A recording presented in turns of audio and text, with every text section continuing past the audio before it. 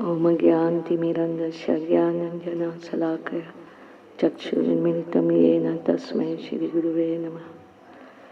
I offer my pranams millions and millions times unto the lotus feet of my Gurudevs. Om Vishwapad Paramahansa Parivajacharya Statara Srila Guru Govind Swami Maharaj. Om Vishnupad Paramahamsa Parivajacharya Statara Sri Bhaktivedanta Narayan Goswami Maharaj, and Om Vishnupad Paramahamsa Parivajacharya Sri Srimad Bhakti Vigyan Bhakti Goswami Maharaj.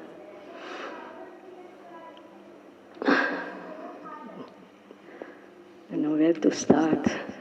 Gurudev is so amazing. Guru cannot apprehend his glories. Actually, they are glorious, more glorious than Radha and Krishna. Because when Krishna came to this planet, he didn't deliver many people.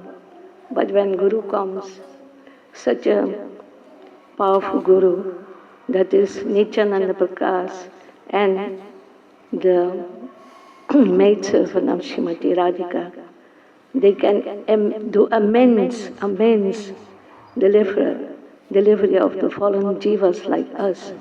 That's why in the Vaishnava Vandana said, Brahmandita tarite kare jane, that they can deliver whole Brahmandas, what to speak of we tiny little beings. So our Gurudev is like that, our Guru Vargas are like that. Or you can see the whole parampara. Gurudev, when speaking, he was saying that actually the whole parampara, when the Guru, the bona fide Guru, the Acharya appears, then the whole Guru parampara is with him. He said, when my Gurudev speaks about the Siddhanta, I remember Bhakti Siddhanta Saraswati Prabhupada, that he's there and speaking, inspiring in my heart. And when he speaks about the gopis, especially Srimati Radhika, then there Rupa Goswami is there.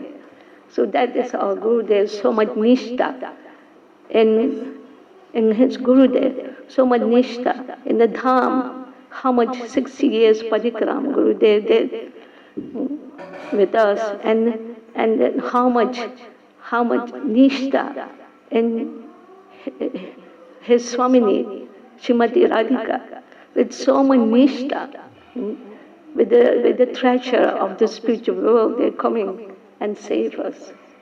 So we can never repay. And then plus, giving us, nourishing us, giving us the mantra. Like I had myself a small experience with Guru. Actually, it's not small, it is big for me. But like Sarangadev here in Navadvip, when he gave the mantra to that dead body, Murari was his name. The dead body became alive. So we dead bodies in this material world, having served Maya for millions and trillions of births, completely engrossed in that. He comes and gives us the sanskar and gives us the mantra. And what the mantra does, we have to take so serious the mantras, because they are everything. Krishna is there. My Gurudev Srila Guru Govinda Swami, when he gave us the Mahamantra, he said, take care. This is Krishna. I'm giving you Krishna. Don't be callous. Otherwise, you will lose Krishna. So Guru is like that. That body became alive. And just like so many others, like Aruni Dev, and so many others, like even Sukadev Goswami. When he ran away from house, then his father, Vyasadeva, sent some hunter and gave him some mantra that Varha Piram Natavara Karnyo Karnikara, to say this mantra and catch the birds, catch the But not only the bird got caught, but also Sukadeva Goswami. He said that, oh, who gave you this mantra? And, that person you describe is so beautiful. But what is his qualities? So the hunter went back and went to Vyasdev. And he told him what happened.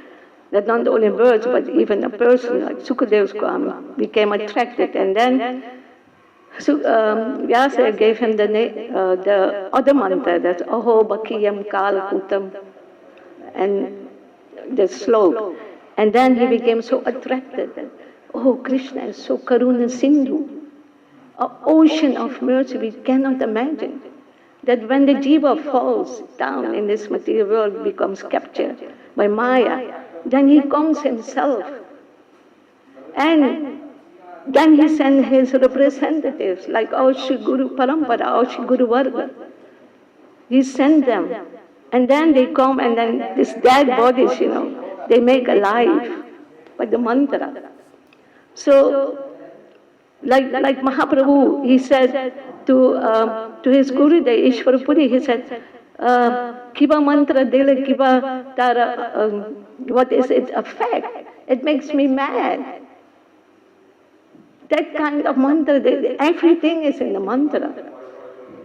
That is our Guru Parampara line, that if we chant properly our mantras, we become siddhas. So that kind of mantra they come and give. The Mahaprabhu even said, I'm becoming mad. The Gopal mantra is our sambandha with Krishna. The Mahamantra is everything. So that Guru comes to give. But we disciples, we have to be so, cling on that and not leave the lotus feet of our Gurudev. Because that is our only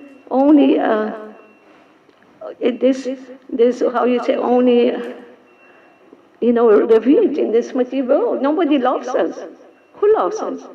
When not even our parents, because when we come back, they expect from us, you serve me now. You gave me money, and nobody loves us, not our husband, not our wife, nobody. But Guru loves us, and without any payment, we just have to surrender. You just have to listen, like that Guru, somebody said, she was saying. So that is our Guru. He gives us life with these mantras. We should not neglect the mantras. Because when Srila Gaura Swami, he gave me the mantras, he told me that, okay, I will tell more later. But then he left the planet. And then I came to Srila Gurudev. I was crying. And then he said, I told Gurudev, my Gurudev has given the mantras, but I have no explanation. He would tell me more.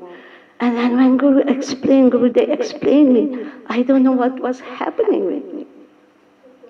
I told Gurudev, and then Gurudev said, this is bona fide Guru. That he can turn your heart completely. He can give you that sanskar that we need to go back to Godhead. We should not neglect. And his nishtha for sadhu sang. He said you can chant so many rounds, millions and millions of rounds, but without sadhu sangha, you cannot advance. Without hearing, you have to become attached to Hari Katha. If you don't hear that, then you can chant for millions of lives, but nothing will happen. You will go back in the material world, and you will sink down in this. So we have to be always on the guidance. We are the Dasta Jivas. We need guidance. So,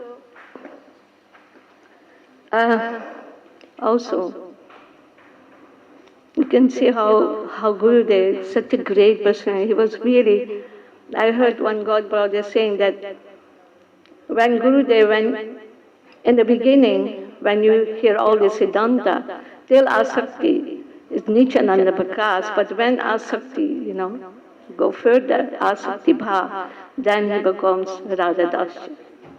So Gurudev is really, like what Bhakti Siddhanta Saraswati Prabhupada even wanted to give, but he had to cut the jungle of Mayavadism, impersonalism, atheism, so many jungles.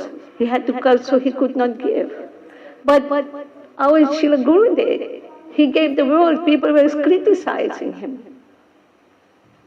Criticizing, oh, he's a Sahaja, even ISKCON, everybody was criticizing till now, many people. But what he gave, even Bhaktisiddhanta Saraswati Prabhupada they could not give freely.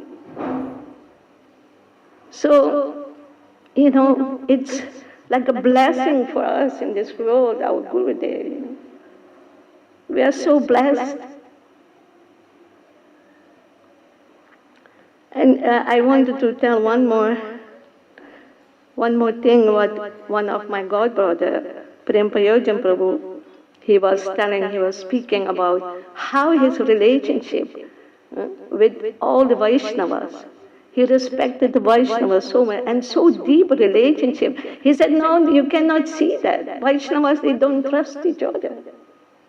But at that time, so much deep relationships. And he was speaking about that when Srila Gurudev was in Sikeswaji Gaudiya Math, his Gurudev has appointed him to take care of that math. And then there was some problem in the math, and then Gurudev went away. He didn't tell anybody, and he went away, but he had told one person. I will tell you that later. He told that one person, and Gurudev went there because actually Gurudev wanted to go deep in Harinam and deep in the scriptures, especially Ujjwala Nilamani. But there was no book to found, that scripture was not there. So he went there, and there was a big flood there. And then the Panda of our line, the Panda was even Bhakti Vinod Thakur's Panda, and Bhakti Siddhanta Saraswati Prabhupada, and Param Gurudev, Pujapad Param Keswaji Maharaj, and then also Gurudev. He met Gurudev there. And he said, oh, come. And he brought him in a place where nobody, there was an old house, and he said, you stay here.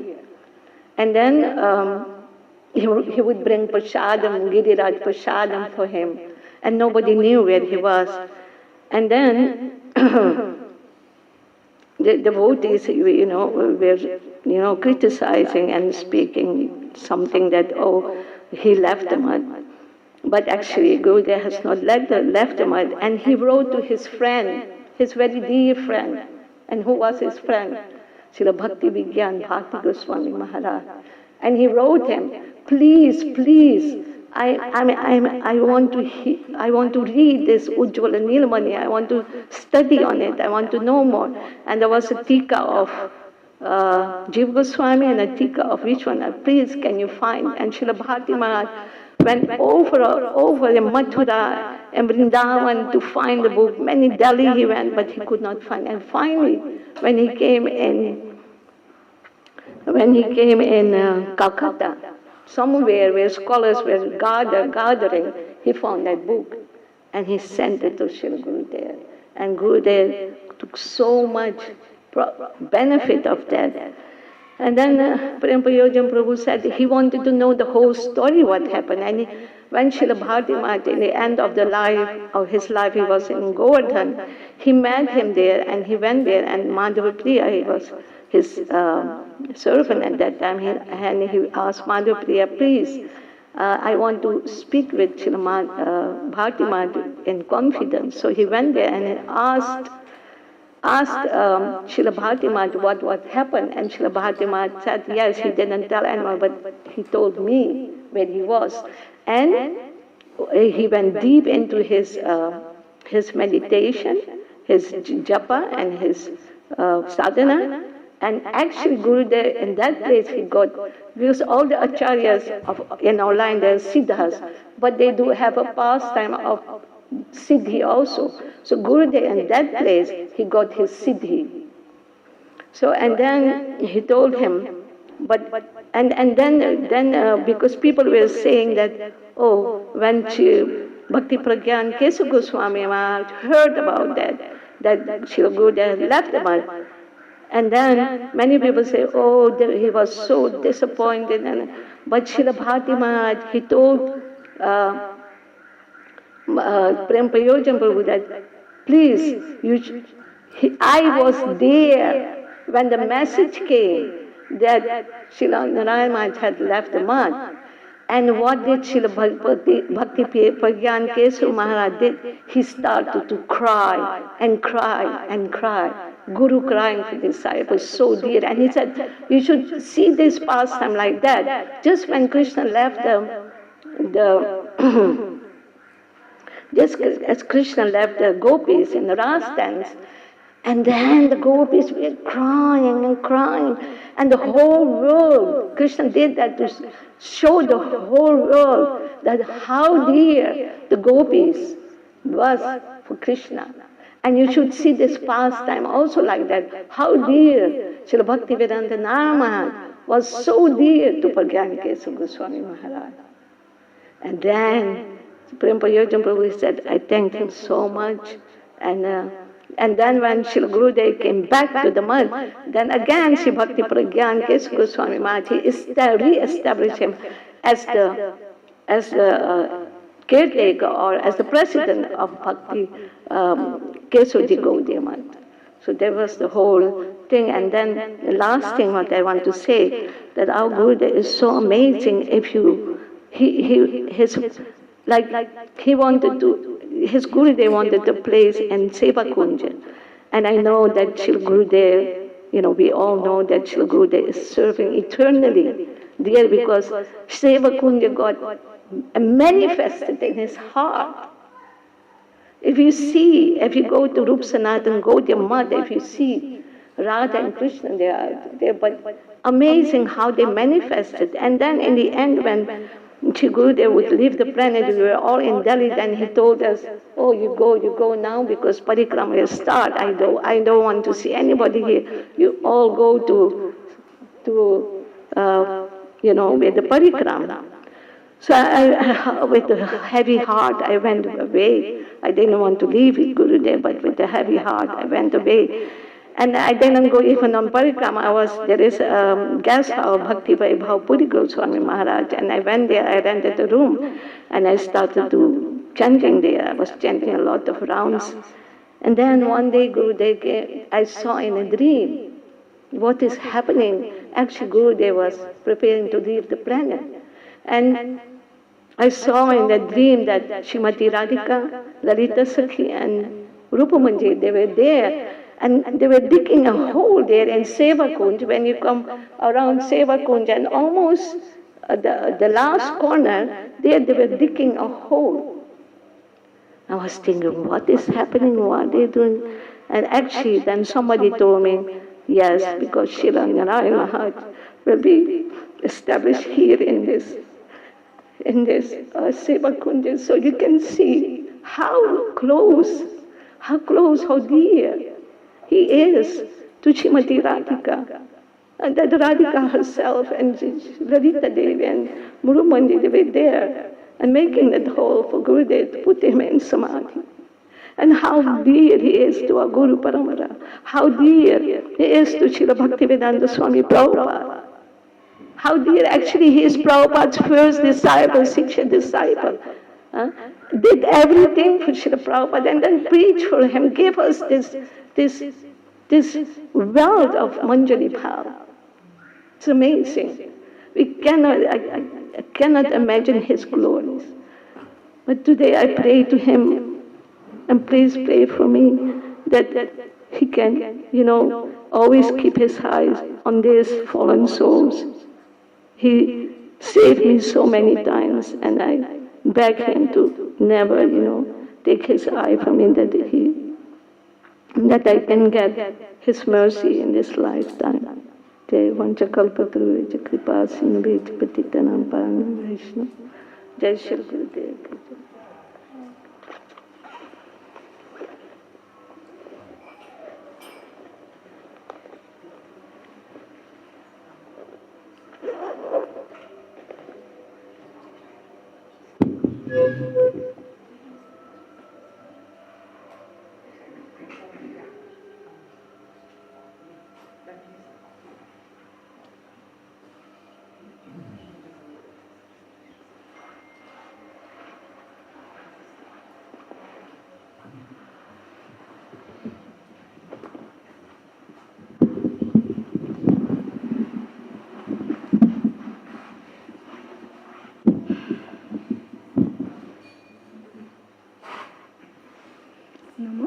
Prabhupada, Krishna Staya Buddhi, Shrimati Bhakti Vedanta, Narayan Goswami Iti Namine,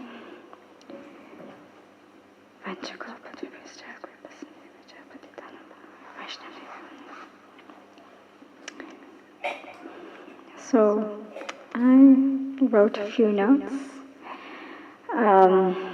This is a most auspicious day of my beloved Srila Gurudev's Disappearance Day and the most auspicious appearance day of his most beloved godbrother, Srila Bhaktivedanta Vamana Goswami Maharaj. So, as time goes by and everyone's getting older, I'm getting older,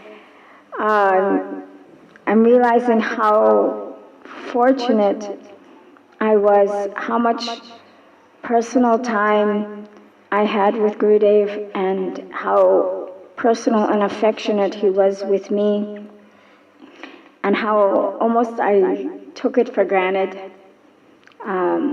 Seeing now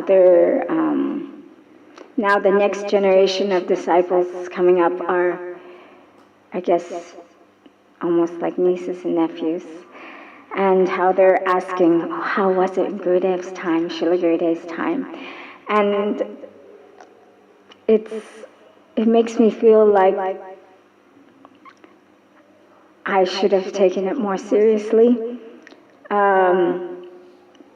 But in a way, it also was, there was no awe and reverence. I could walk into Gurudev's room at any time I wanted. Gurudev was right there available to me. And in that way, it made me completely free to just give my heart without any reservations. Or in a way, he just stole my heart without me even noticing. And I could see that his instructions are applicable in the moment and for future moments. That one instruction doesn't mean in that moment that's what you should do, but in a way sometimes as you realize more and more what the instruction was, it changes and you can take the same instruction and it has more meaning, there's deeper meaning behind it, and it still applies to me today, the instruction he gave many years ago. And I just want to give a few examples of how amazing Gurudev is, how he is not ordinary and not mundane. And for example, during Harikatha, Gurudev could give an instruction and he could be literally looking at one person and even saying their name and giving them that instruction.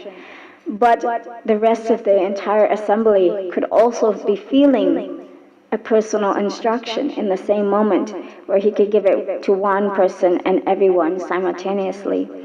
And it would be personal to them, almost like how Krishna would sit with his friends and they were all saying, Krishna's sitting with me personally. And Gurudev could give instructions like that, personal instructions in the midst of a big crowd. And how amazing is that? And another example of how amazing Gurudev is that one time Gurudev came to our room in Vrindavan, and my mother had a picture of Gurudev on the altar, the one where Gurudev had just recently taken sannyas, and it's in black and white, and he's very serious and grave. And Gurudev saw that, and he said, "If you worship me in this form, in this picture, then you will receive my instructions like how I was then, very strict." And like put his hand up, like beat you, very strict. And that always stuck with me, like that his personality, his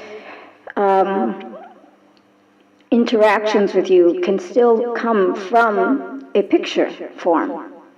And we have to also be careful of how there's many personal pictures or significant pictures, and the personality, Gurudev's personality can be giving and receiving in different ways at different times. For example, like Sudevi Didi, she has a picture of Gurudev where she personally took the picture of Gurudev, and he's looking directly at her in that picture. And so when she worships him in that picture, she's getting that direct, Gurudev's looking at me, personal instructions.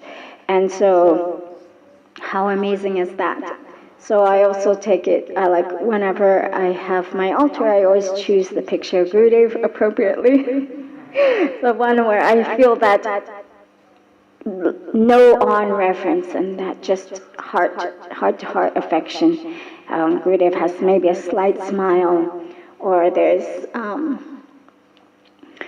a personal remembrance of Gurudev from that picture, and that's how I like to worship him, in that form.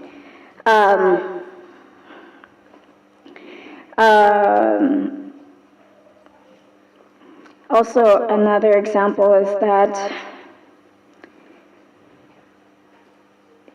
even when Gurudev was here on the planet, I would have questions sometimes, occasionally, and I would be reading one of Gurudev's books, or even Srimad Bhagavatam, whatever it was, and I would get the answer to my question in the middle of my reading.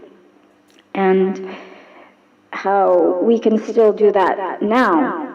If we have questions to Gurudev and we sincerely want answers, then Gurudev can still give us the answers to these questions through scriptures, through devotees, and that's also so amazing and not ordinary. And so I pray that I can dive deep into his words and once again have that personal interaction with him through internal darshan. And it's also, I wanted to speak a few words about Srila Bhaktivedanta Vamana Goswami Maharaj, as it's also his appearance day. And last year I had the good fortune to read the book Rishabdev Prabhu spoke about earlier, the book of letters written by Srila Vamana Goswami Maharaj. And I actually have a few quotes, just a few of them, but the book was amazing. I never had the chance to really have any personal interactions with Srila Vamana Maharaj, but reading his book, I felt like I actually began to know him, and so I just want to share a few quotes.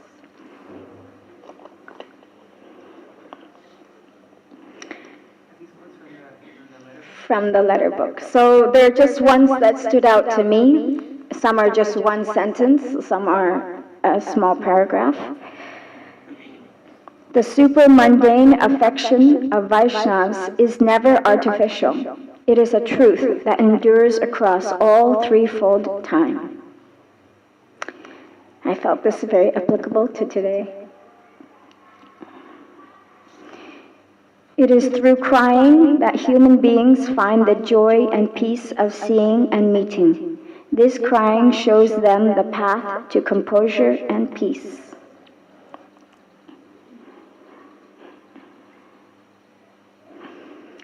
Service that is no more than a one-act drama or attempt to garner prestige certainly does not count as actual service. Heartfelt anxiousness and desperation to perform sadhan bhajan is particularly helpful on this path.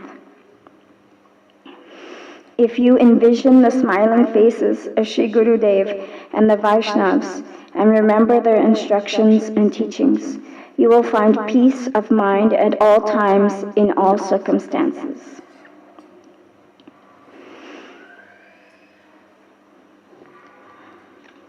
Just 2 or 3 more.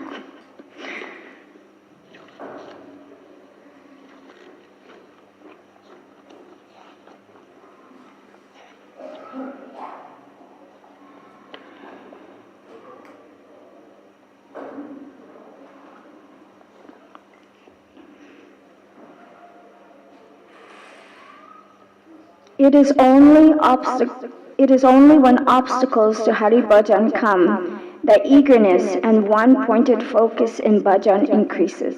Hence, that environment must be considered favorable for bhajan. There is no difference between tasks of service. They are all a test of heartfelt mood and simplicity. It is rectification of ourselves rather than criticism of others that generates auspiciousness for us. A human being's ability to introspect is the real expression of simplicity.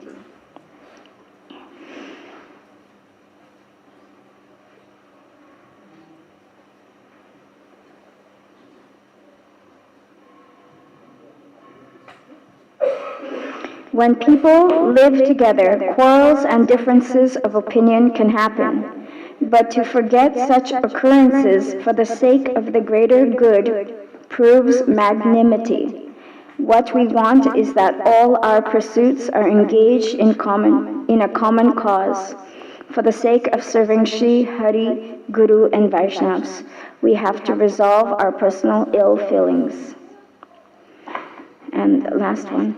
Our sadhan bhajan should not be checked by fear or shame related to others. We will have to completely give that up and walk the path of sadhan. Oh, last one. When Sri Guru and Vaishnavas disappear, we convey our faith, Shraddha, in them only by cultivating and discussing their teachings and instructions. This is the only way it is possible to maintain a connection with them. That is the end. Vaishnaveyo.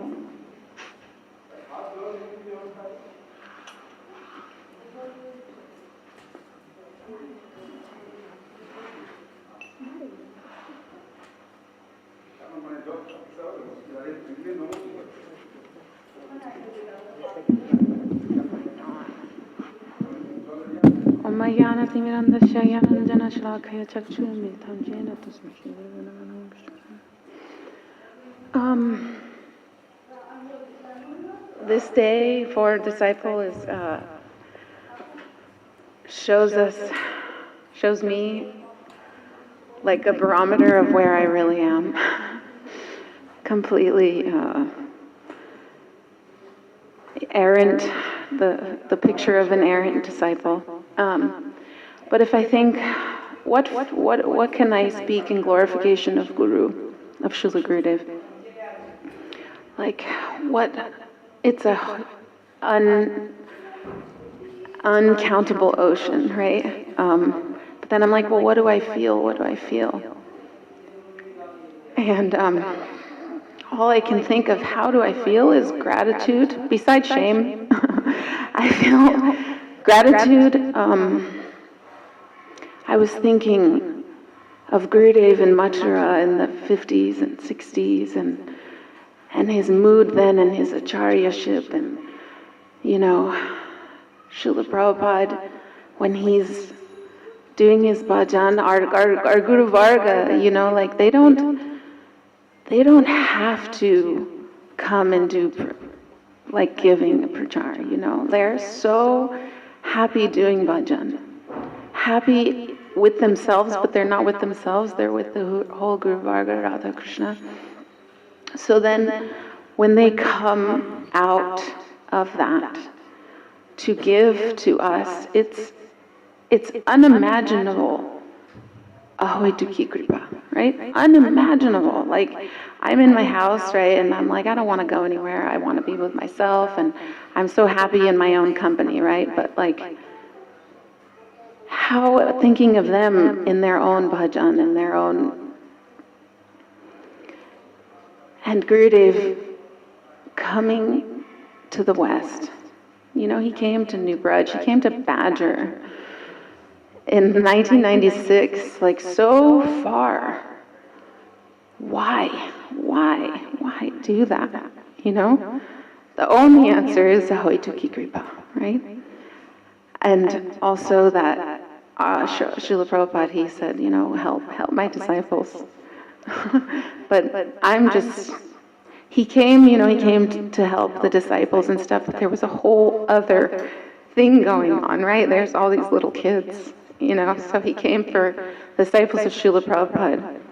But then all of a sudden, you know, I'm just like a little kid, and we live in New Brudge, and the temple, it's like Srila Prabhupada, then there's Thakurji, and we hear, you know, Krishna's pastimes, this flute, and Srila Prabhupada, Srila Prabhupada, Srila Prabhupada, and that's all it is, that's the whole world, right? But then Gurudev comes, and all of a sudden, like, Srila Prabhupada himself, like, became a real person. You know, not just this shining murti and this idea. So, like, today, the gratitude, I think Prabhu was saying, Yadi Gauranga Naito, right? And so I was thinking, oh, Jadi Prabhupada Naito. We hear like that. You can think, if Gauranga had not come, then how would we know about Radharani and Krishna and all these things? And then, but first, I have to think, oh, Jadi Prabhupada Naito, because he gave to my parents, right? But then I wouldn't know Srila Prabhupada without Srila Gurudev. So then I'm thinking, oh, Jadi Gurudev Naito, Prabhupada Mahima, right? And all of a sudden he introduced me to Srila Prabhupada. He introduced me to the whole Guru Varga. And through like that, all of a sudden, even like Krishna's starting to take form too. Like when I'm thinking of Krishna, oh, Krishna's beautiful, he's in Vrindavan, like that. But then Gurudev's sitting there and he's saying, Vardhapidam Natavaravappu. And he's describing his earrings and his garland. And he's standing on the rock, and the rock is melting. And all of a sudden, bhakti, like what is bhakti? What is life is now, like opening my eyes, right?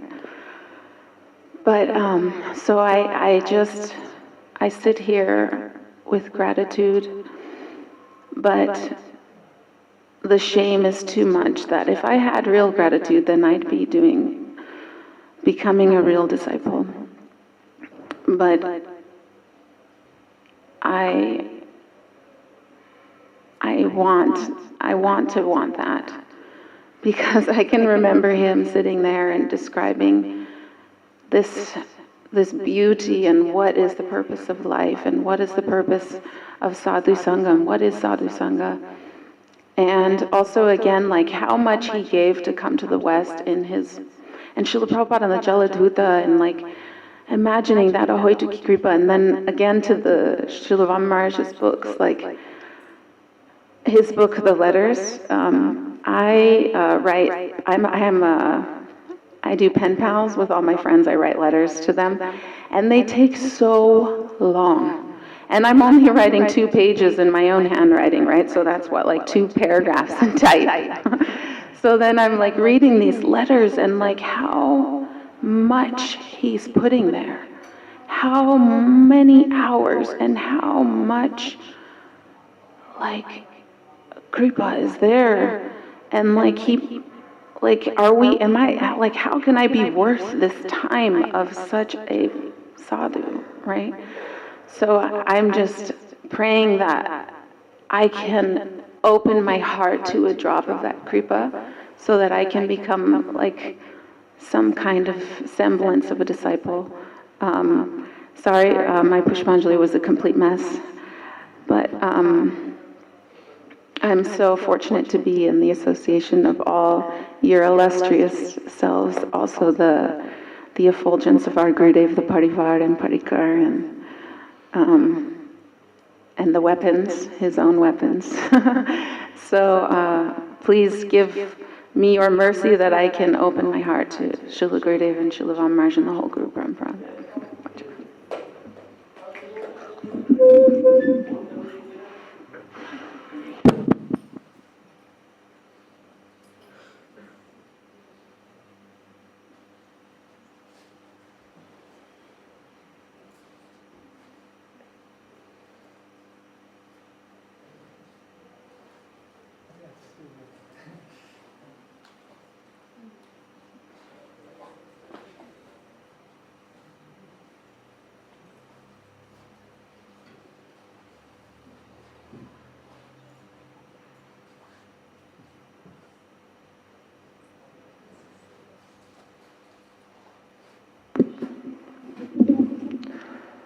अज्ञानतिमिरन्दस्य ज्ञानञ्जनशलाकया चक्षुरुन्मिलितं येन तस्मै श्रीगुरुवे नमः।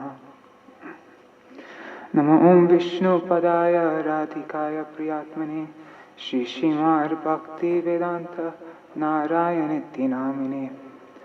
नमो ॐ विष्णुपदाय केशवाभिन्नरूपिणे श्रीश्रीमद्भक्तिवेदान्त वामनेति नामिने। वाञ्छकल्पतरुभ्यश्च कृपासिन्धुभ्य एव च पतितानां पावनेभ्यो वैष्णवेभ्यो नमो नमः। हरे श्रीकृष्ण चैतन्य प्रभु नित्यानंद श्री अद्वैत गदाधर शिवासरि गौर भक्तवृंद। हरे कृष्णा कृष्ण कृष्ण हरे हरे, हरे Ram Ram Ram Hare Hare. So first of all, I offer my Dandavat pranams again and again at the lotus feet of my most worshipful Srila Gurudev, and to my non-different Gurudev, his most dear intimate friend and Shiksha Guru, Nityalila Pravishya Shri Srimad Bhaktivedanta Vamana Goswami Maharaj, and to all the senior devotees of Padmanabha Maharaj and all the senior Prabhupada disciples and my godbrothers, god sisters, and so many devotees, so many wonderful devotees. I'll just keep this very short because it's already a bit late, and also I don't actually have any kind of particular thing. But a few days ago, in our morning reading groups, we read a couple articles by our Param Gurudev, Shri Srimad Bhakti Pragyan Keshav Goswami Maharaj, and how he would observe the disappearance day of Srila Bhakti Siddhanta Saraswati Thakur Prabhupada, of his Gurudev. And there's 3 articles in particular, and they are so heavy, but they are also, after you read it, anyway, he's showing the example of how we observe this day. And I just wanted to read one paragraph from it, maybe 2 paragraphs from it, just so that, I don't know, I need to read it for myself. But, so Srila Bhakti-Pragyan Keshav Goswami Maharaj, he says, Vani, or sound, is received through one sensory organ only, the ears. In other words, the other 4 senses are impotent to receive it. It is impossible to approach any object that lies beyond the senses through the medium of the senses. Indeed, we attain auspiciousness to the extent we are able to limit the involvement of the senses. This is precisely why Shravan, why hearing, and Kirtan, why chanting, are considered superior to the other limbs of bhakti.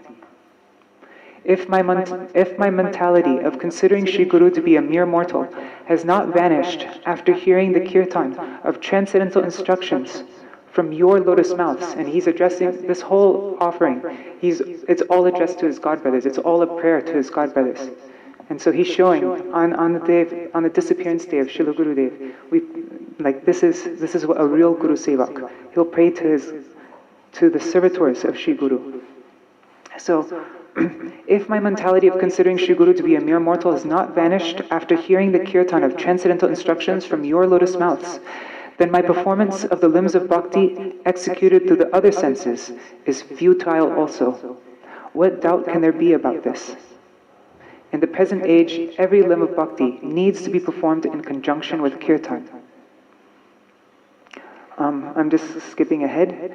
Then he says, the topic is, one must present one's ears to hear the Vani. Because I maintained the conception that Srila Prabhupada was an ordinary human being, none of his words ever entered my ears. Therefore, he would often say, first, prepare your ears. Develop transcendental Shraddha. By doing so, you will attain the qualification to hear the Siddhanta of the Bhagavat. And now I realize in the core of my heart, I realize the essence of this instruction.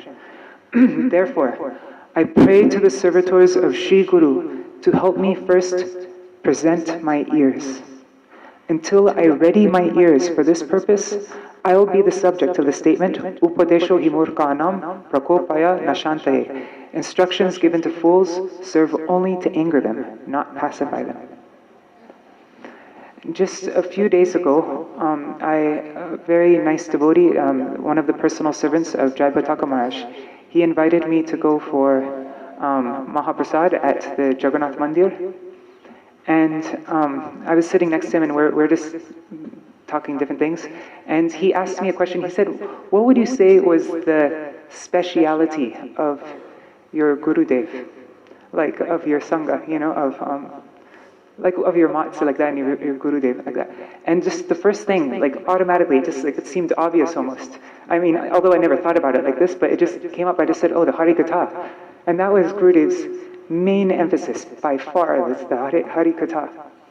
And his Harikatha, it had a special power. Didn't matter what he was saying, even if what he was speaking seemed really basic, it was infused with so much power that it could completely change anybody who came and would hear in a submissive mood, it would change their lives completely.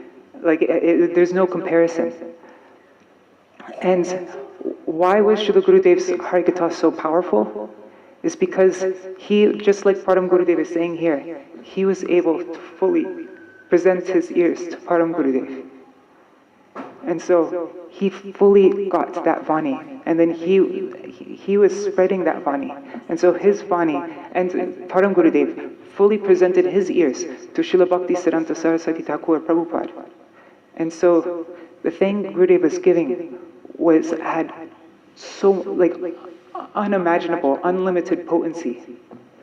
I remember one time Gopanandini Mataji, she was mentioning, she remembers Gurudev saying something like this. I mean, I might be getting it a little bit wrong.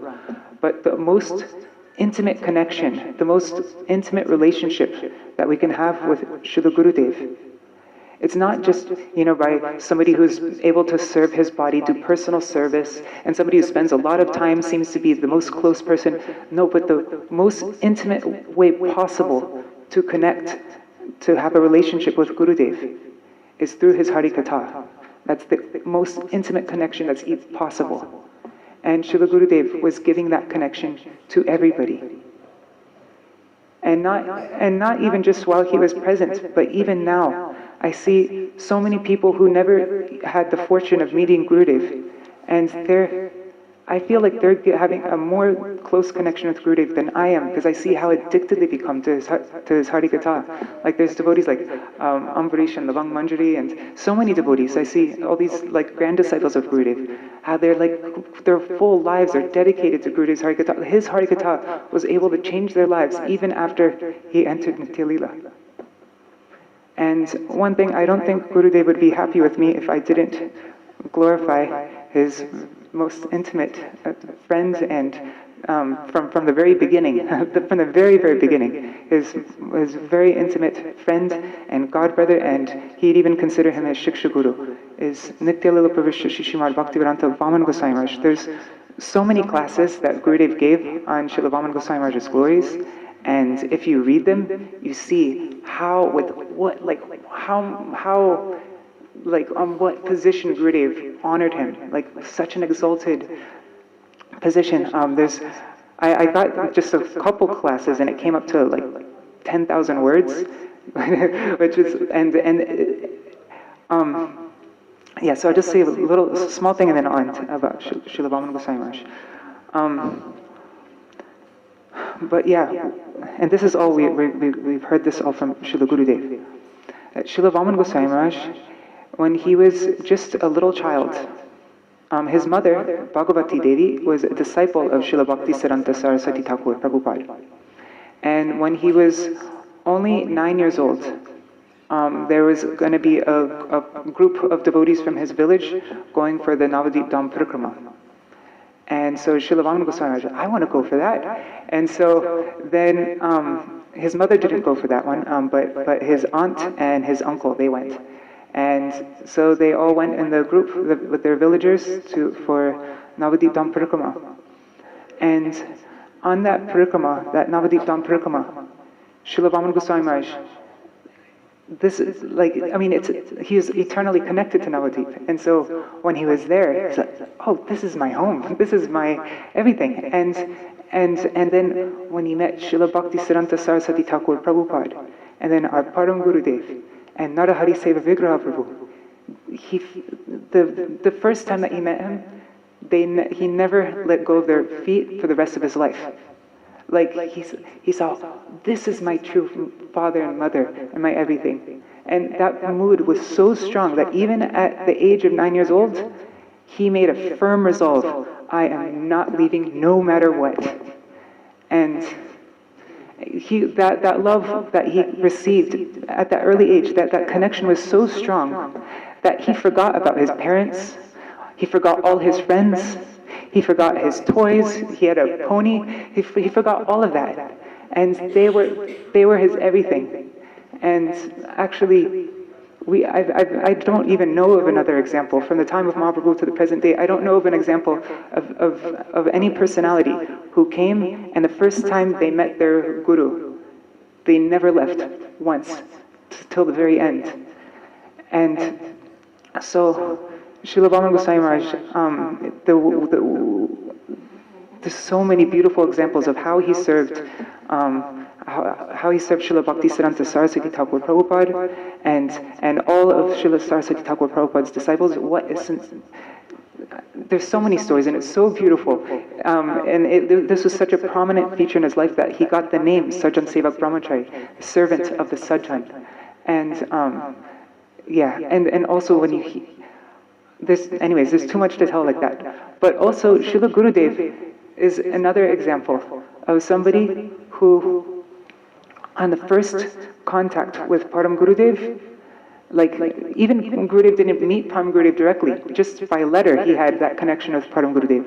And he immediately, I think you were in a darshan with Gurudev, and he said that I became completely mad. What did he say? What did he say? I asked him, I said, how do I know when the time is to actually renounce? And he looked at me and said, I became mad. There's nothing else I could do. And so then Gurudev also, his first connection with Param Gurudev, he never left Param Gurudev till the end. And so even though I've had the fortune of coming in contact physically with Gurudev so many times, and having had the fortune of being in the company of so many dear associates of Gurudev, so many dear servitors of Gurudev, and so still, no matter how much mercy I get, no matter what the most favorable environments I could possibly ever hope for, and I'm constantly getting it, but still for some reason, I'm leaving again and again. But Srila Gurudev's mercy is that even though there's some beautiful stories about this, people leaving Gurudev, but Gurudev not leaving that person. And so that's the thing with Gurudev's Harikatha was, he made everything so clear, like what our sadhya is, and he would make it very clear exactly what we're aiming for, but then it was grounded in what do I do from the very beginning, the first step. And his Harikatha would give a hope, even though it's the most high thing, the most distant, difficult to obtain thing, somehow Gurudev would make it seem like, yeah, it's possible, I can get it. Because he was the embodiment of hope, and he would always be saying, don't be hopeless. He'd say that to everybody all the time. And his Harikatha, he was giving the topmost thing, but he was concerned that every single person, he wasn't just speaking and then moving on to the next thing, but he was really putting all of his attention on everybody, making sure that they were able to grasp what he was saying. And that's why his classes, he would be, like most of his classes, half of the class would be him calling on other people to speak, and then he'd be listening to make sure that they were fully understanding what he was giving. And he was the best teacher like that. And he would even make, like he made Jai Shri stand up and speak what is Anya Vilashi Tashpunyam. He'd make so many, he had me also explain that. He'd make everybody speak, and so then everybody would like be on their toes, you know, like, oh my God, he just called on Jai Shri, he might call me next. And so his Harikatha, it wasn't just like, you know, like he was just speaking at everybody and everybody was passively listening. But the Harikatha became like an exciting thing, you know, and like everybody is like so many different emotions, like there's anxiety, oh my God, he's going to call on me, am I really catching it? But he his Harikatha would turn everything around. And Gurudev's Harikatha was so powerful that I've heard this from so many different Prabhupada disciples, that after coming in touch with Gurudev, then Srila Prabhupada, his books, which, you know, everybody read, like which so many of you, yeah, you can correct me if I'm getting this wrong, but even though you've been reading Srila Prabhupada's books for 30 years, again and again, you've read the same words over and over again, all of a sudden, after Gurudev made everything so clear, and when you went back to Srila Prabhupada's books again, it was like reading it again for the first time. Like, it was like a whole new thing. Like, oh my God, this is what I've been reading again and again. Like, he like, all of a sudden made it, like real like that. So, I'm feeling so fortunate to have come particularly in this line of from Srila Bhakti Siddhanta Saraswati Thakur Prabhupada to our Param Gurudev, Srila Prabhupada and Srila Gurudev in this particular line. And I'm praying that just like Srila Vamana Goswami Maharaj and Srila Gurudev, they forgot their families, they forgot everything else. Nothing mattered to them. Because like the first time they saw Param Gurudev like that. And I'm praying that one day I can actually become a disciple, and that I'll be able to present my ears to Gurudev, and that what he's giving, a drop of that will be able to come in my heart, and then I too will be able to forget everything, and that they will be my only mother, father, everything, and I'll forget about everything else, and that I can always be in the association of devotees who have a connection like that with Srila Gurudev. That's my prayer on this day. Vanchakal.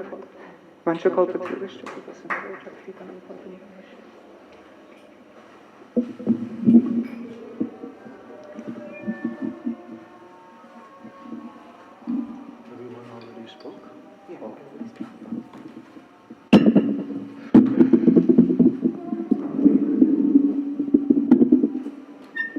We're going to have a short Radharamana Hari Govinda Jaya Jaya Kirtan.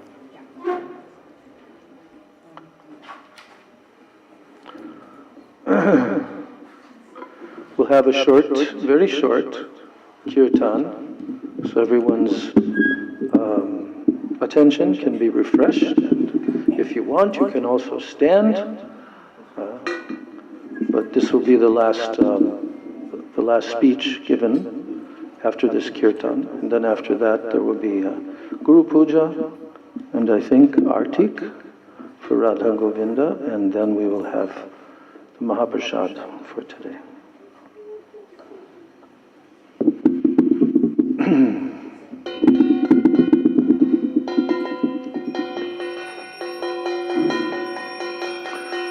Jai Jai Radha Ramana Hari Govinda Jai Jai Bolo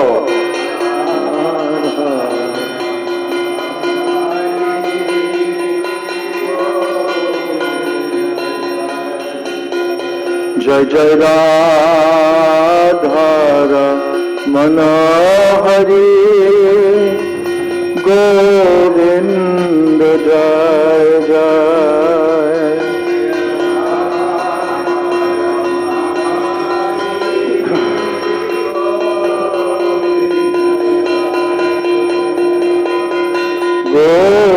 Govinda Jaya Jaya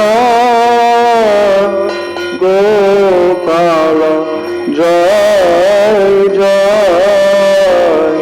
Govinda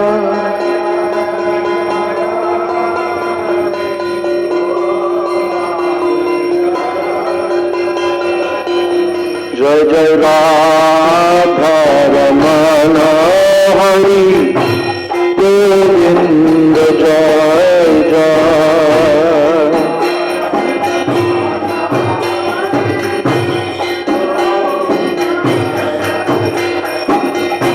Radha Ramana Hari Govinda Jai Jai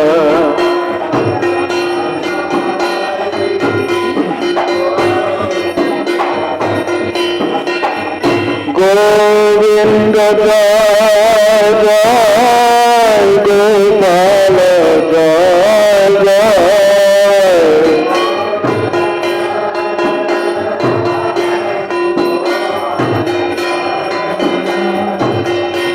Govinda Jai Jai Gopala Jai Jai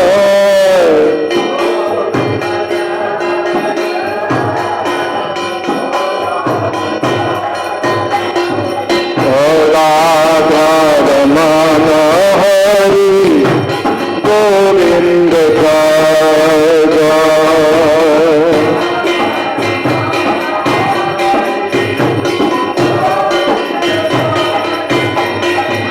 Radha Ramana Hari Govinda Jai Jai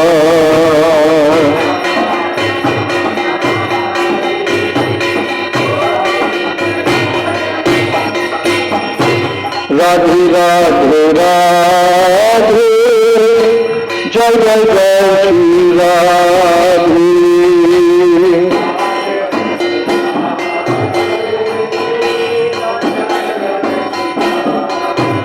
Oh Radhe Radhe Radhe Jai Jai Jai Shri Radhe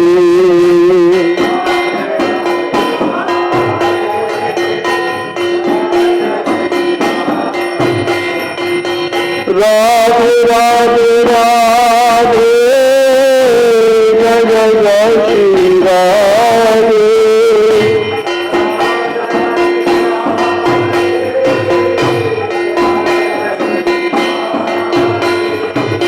Radhe Radhe Radhe Jai Jai Jai Shri Radhe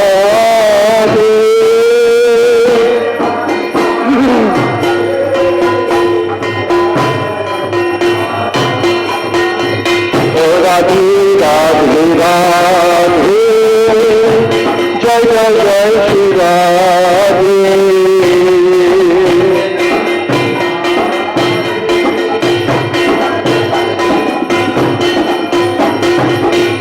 Radhe Radhe Radhe Jai Jai Jai Shri Radhe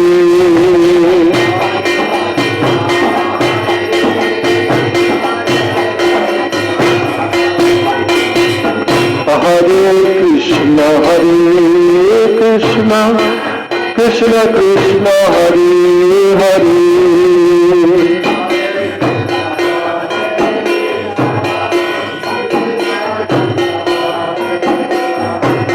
Hare Rama Hare Rama Rama Rama Hare Hare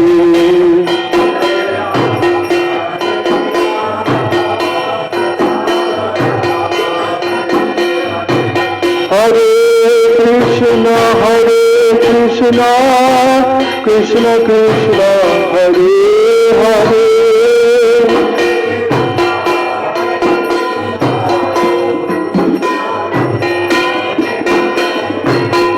Hare Rama Rama Rama Hare Hare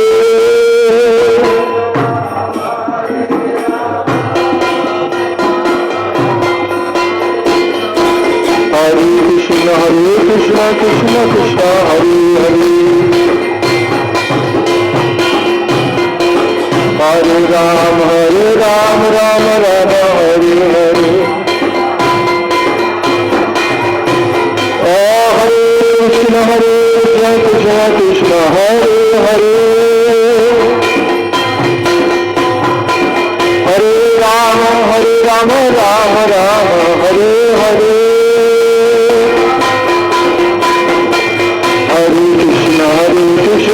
Krishna Hare Hare Hare Ram Ram Ram Hare Hare Hare Krishna Krishna Krishna Hare Hare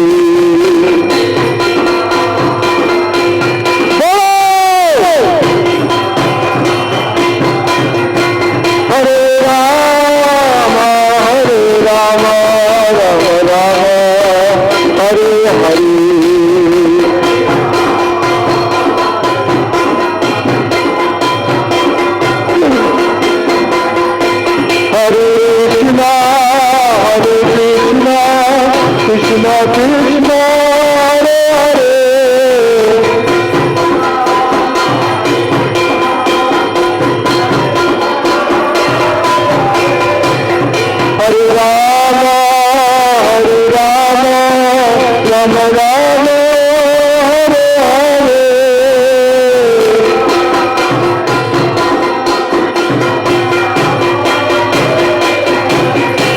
Jaya Sachinanda Sachinanda Jaya Jaya Hare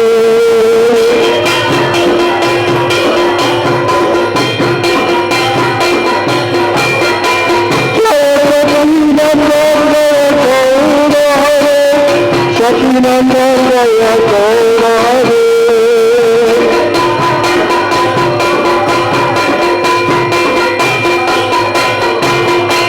Jaya Nityananda Ram Jaya Nityananda Ram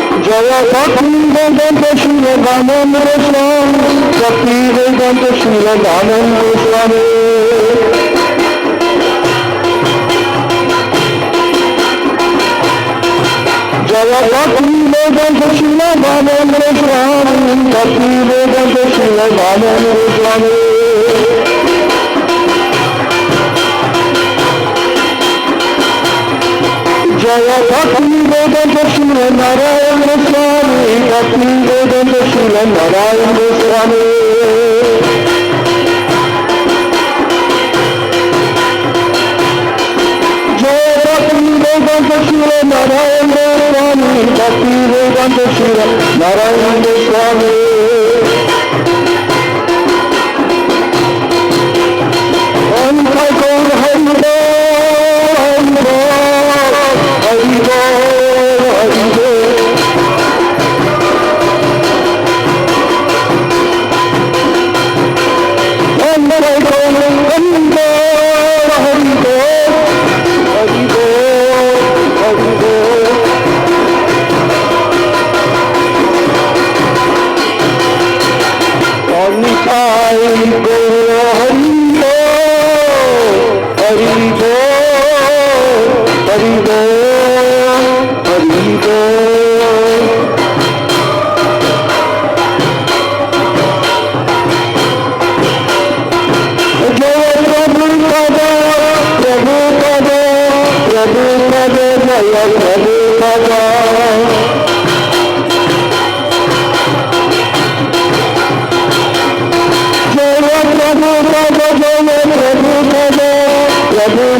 जय प्रभु सदा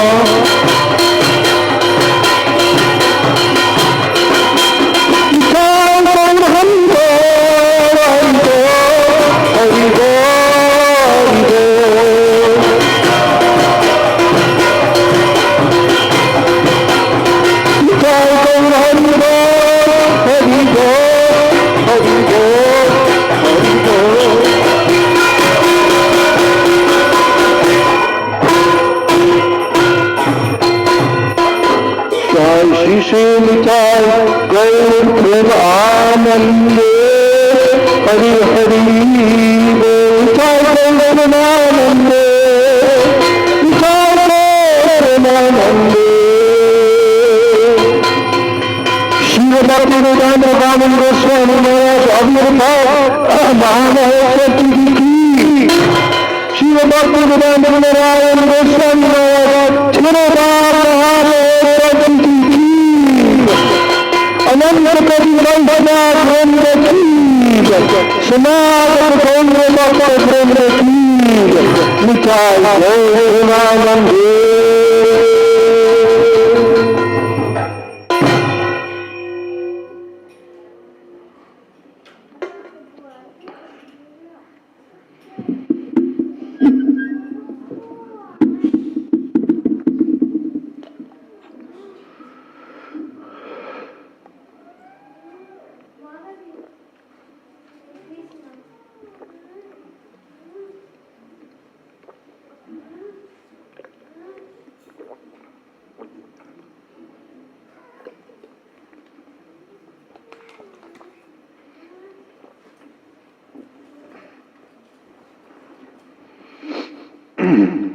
ओम ज्ञानातिमिरन्दस्य ज्ञानाञ्जनशलाकय चक्षुरुन्मिलितं येन तस्मै श्रीगुरवे नमः।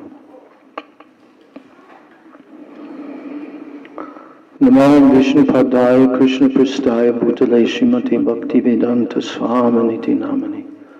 नमस्ते सरस्वती देवे गौरवाणी प्रचारिणे निर्विशेष शून्यवादी pashtacha desatani. Some echo is there. You can turn the echo down. Namo Vishnupadaya Radhikaya Priyatmane Shri Srimad Bhakti Vedanta Narayan Iti Namane. Namo Vishnupadaya Krishna Prasthaya Bhutale Srimate Bhakti Vedanta Vamana Goswamin Iti Namane. Namo Vishnupadaya Krishna Prasthaya Bhutale Srimate Bhakti Rakshak Shridhara Iti Namane. Namo Vishnupadaya Acharya Singha Rupane Shri Srimad Bhakti Pragyana Keshav Iti Namane. Namo Vishnupadaya Krishna Prasthaya Bhutale Srimate Bhakti Siddhanta Saraswati Iti Namane. Namo Gauda Keshwaraya Sakshad Vairagya Murtai Vipralamba Rasambudhe Padambujayate Nama. Namo Bhakti Vinodaya Sachidananda Namani Gaur Shakti Swarupaya Rupanugavarayate Guravir Baba Bhumestvam Nirdeshta Sajana Priya Vaishnava Sarva Bhauma Shri Jagannathayate Nama. Vancha Kalpatarubhyascha Kripa Sindhubhya Evacha Patitanam Bhavanebhyo Vaishnavebhyo Namo Namaha. Namo Mahabhajanyaya Krishna Prema Vridayate Krishnaya Krishna Chaitanya Namane Gaura Tishe Nama. Nityanandam Namastubhyam Premananda Pradayane Kalo Kalmashanashaya Janava Pataye Nama. Panchatattvatmakam Krishnam Bhakta Rupa Swarupakam Bhakta Avataram Bhaktakyam Namami Bhakta Shaktikam. He Krishna Karuna Sindho Dina Bandho Jagatpate Gopesha Gopika Kanta Radha Kanta Namostute. Everyone, Tapta Kanchana Gaurangi Radhe Vrindavaneshwari Vrishabhanu Sute Devi Pranamami Hari Priye. Vrindai Tulsi Depai Priyai Keshavasya Cha Krishna Bhakti Prade Devi Sachavachai Namo Nama Shri Krishna Chaitanya Prabhu Nityananda Shri Advaita Gadadhar Shivasadi Gaura Bhakta Vrinda Hare Krishna Krishna Krishna Hare Hare Hare Rama Rama Rama Hare Hare. On this most auspicious occasion of the divine Tirubhav Mahamahotsav Titi of my beloved Siksha and Sannyas Guru Srila Bhaktivedanta Narayan Goswami Maharaj and his dear, most intimate, beloved godbrother, friend, Siksha Guru, His Divine Grace, Nitya Lila Pravishtom Vishnupad Paramahansa Statarasata Sri Srila Bhaktivedanta Vamana Goswami Maharaj on his Avirbhav Mahamahotsav Titi. I offer my unlimited Dandavat Pranams at their divine lotus feet, and my Dandavat Pranams to my beloved Gurudev Nitya Lila Pravishta Om Vishnupad Paramahansa Statarasata Sri Srila A.C. Bhaktivedanta Swami Maharaj, who without him I would never have met or known these personalities, the mission of Sri Chaitanya Mahaprabhu and anything connected with this, if it was not for him. And my Dandavat Pranams to my other prominent Siksha Guru, Nitya Lila Pravishtom Vishnupad Paramahansa Statarasata Sri Srila Bhakti Rakshak Shridhar Goswami Maharaj. My Dandavat Pranams to all of my Sri Sri Rupa Nuga Guru Varga, and my Dandavat Pranams to all of the Vaishnavas and all of the Vaishnavis, and to all of the followers and disciples who took shelter and are taking shelter and will take shelter in the future of the lotus feet of these divine, transcendental, pure devotees of Sri Krishna Chaitanya Mahaprabhu. My Dandavat Pranams.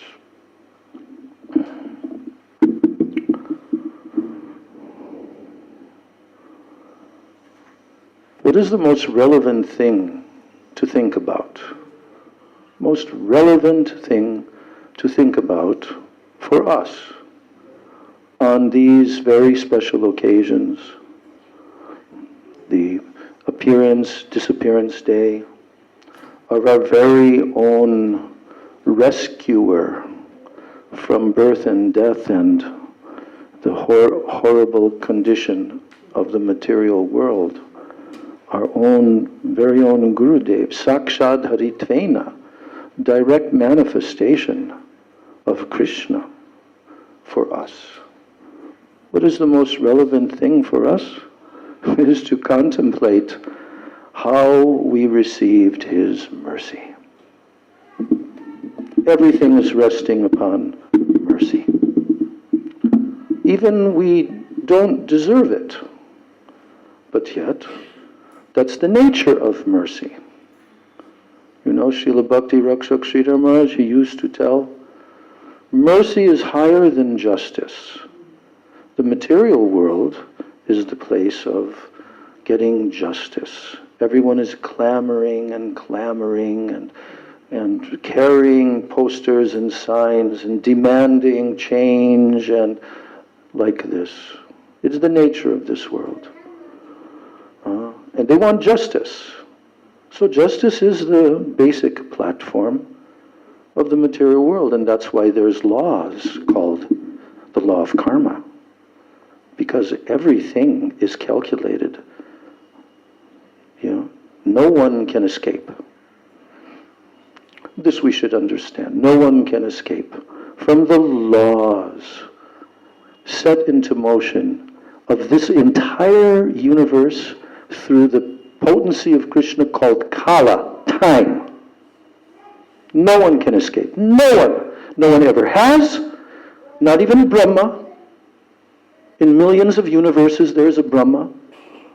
No one has escaped, and no one ever will escape. Because this material world is set up in such a way that everybody reaps the results of their actions. So action is very important.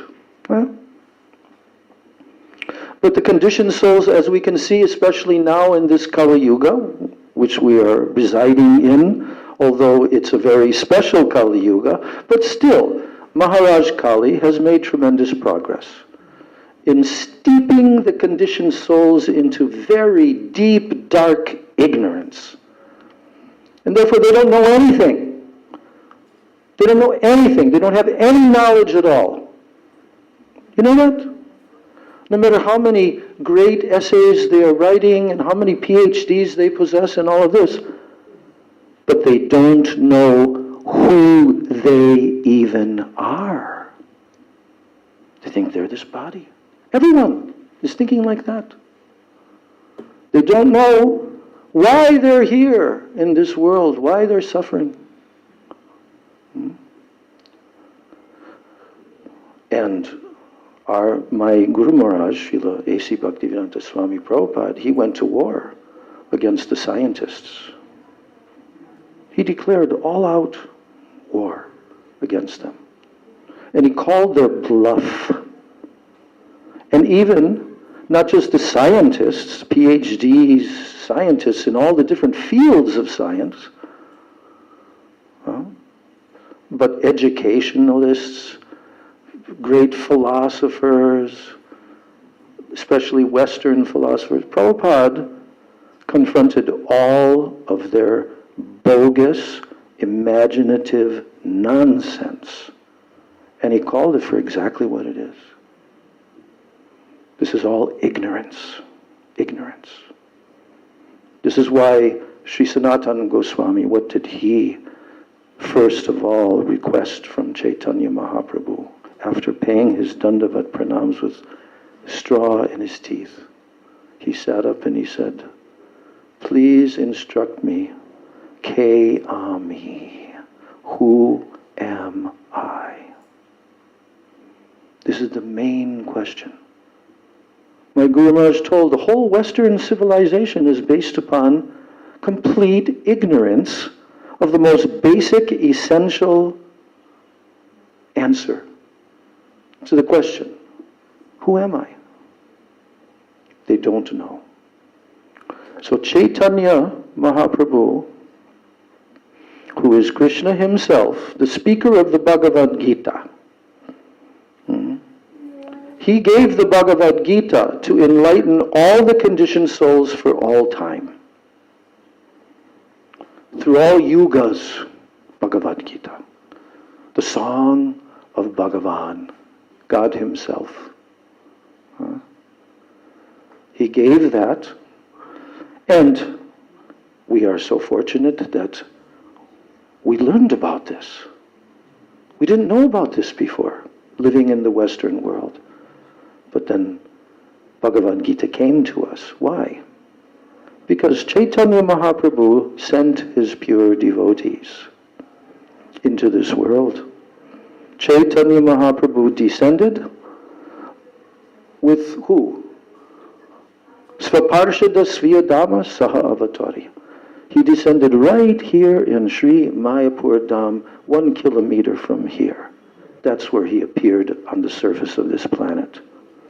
Now, practically no one throughout the world knows this. There are a lot of people who are learning this, but in the future, everyone will know this. It will be the capital of this planet, Mayapur Dham. So what Chaitanya Mahaprabhu put into motion when he descended here 530-something years ago, now it is beginning to sprout. It is beginning to flourish. But it's got a long, long way to go. So in this very era that we are now living, our short human life, this is the era in which the most astonishing and amazing changes have taken place in the world, technologically and all of this kind of stuff. Huh? But what is it meant for? What is it meant to be utilized for? For Krishna. Everything is for Krishna. Krishna is the owner, Krishna is the controller of everything. Bhoktaram yagyatapasam sarvaloka maheshwaram suhridam sarvabhutanam yatvamam shantim richati. Krishna has told in end of the 5th chapter that I am the Bhokta. No one else is the enjoyer. This is what we have to learn. That's what Guru has come for. Guru has come to teach us to learn this one very simple, basic, but all-powerful truth, that there is only one enjoyer, not two, only one. Bhoktaram yagya tapasam. Of all living entities' endeavors, their austerities, everything is for him. In the spiritual world, far, far, far beyond this temporary material world, every living being who lives there in the Vaikuntha world and beyond, they know this truth. They fully realize this truth. I belong to him. He is my owner. He is my controller. He is my benefactor. He is my best friend. I exist only to serve him. Only for that. So how do we learn this, being here in this material world, taking birth in Western countries without knowledge? Even in India, people are becoming so ignorant due to the covering of Maya. But how do we learn this truth? We have to come into actual contact with a person who lives this truth. A person who is the personification of total, absolute dedication to the one Supreme Lord. That's how it happens. Well, as Mahaprabhu taught to Rupa Goswami, Brahmanda Brahmite Kono Bhagyavan Jeev. This whole universe, there's only one thing happening in this universe. One thing. Between the creation of it and the dissolution of this universe, all the living entities who are in this universe, there's only one thing that's going on. They're wandering. Up and down, up and down. Different species, different material situations.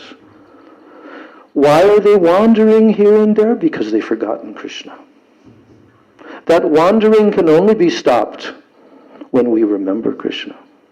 Therefore, Krishna, who's so merciful, he descends himself in this world. Does he have to? Is Krishna required to do that? No. But he comes himself in numerous, numerous incarnations.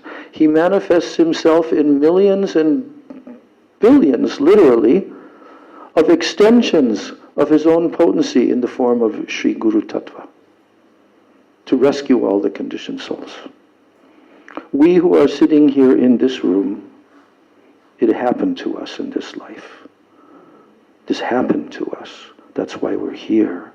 That's why we're not in New York or London or any other place right now. We're here because this happened to us. We came in contact with a pure devotee. And those pure devotees are full of mercy.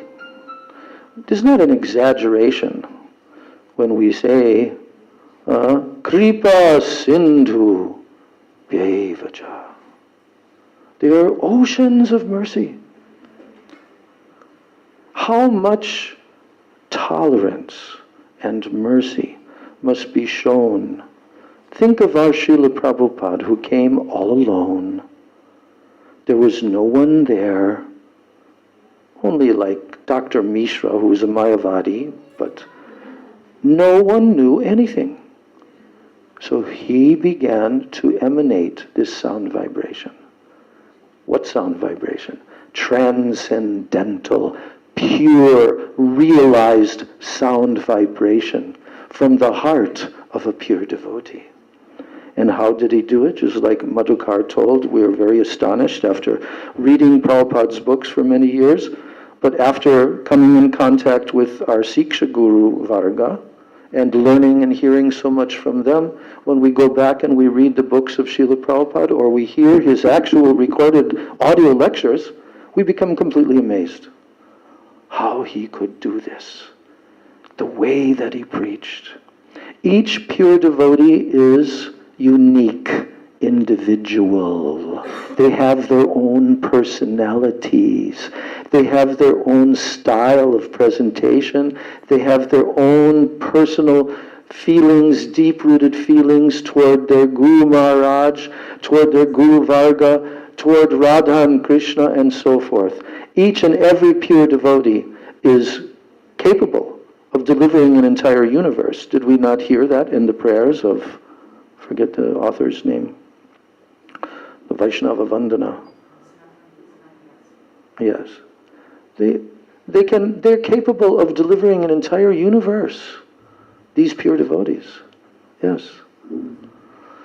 You know, our Srila Prabhupada, when he was starting his movement, it was a very amazing time. I was lucky to come near the beginning. Rishabdev Prabhu came a couple of years before. But that was the beginning still. There was only, maybe 300-400 initiated disciples of Srila Prabhupada at that time. Yet he had already gone across the oceans to England. He had already opened up England, Europe, places in America, and now his disciples were going off everywhere, into every far corner of the world. It was a very amazing time. I came at that time. So Srila Prabhupada, he ignited this revolution, actually. It was a revolution. It was also looked upon by demonic persons as being, this is getting a little bit too much influential for us. We're going to have to try to eliminate and cut back on this. So they passed their different laws. No one can tell this Mahamantra, Hare Krishna, in Soviet Union. They had a law. If you tell this mantra, Hare Krishna, these 16 words, to another Russian citizen, then you're an enemy of the state. And you can be arrested, put in jail. And that's how they arrested the devotees and put them in jail. With that law. It was an actual law that they passed. Okay? Demons don't like this.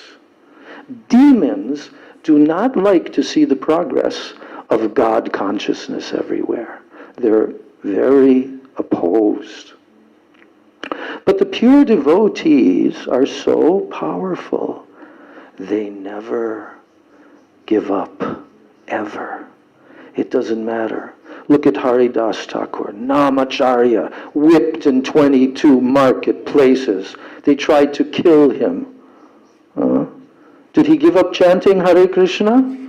No. He said, Kanda, Kanda, that one verse, you can cut me into thousands of pieces. Harinam will never leave my lips. And he proved it publicly in front of everyone. And those who were whipping him, now they fell at his feet and said, if you don't die, we're going to be killed. Oh, you need, okay. He lost consciousness. They checked his pulse, no pulse, okay. They put him into the river. And then what did he do?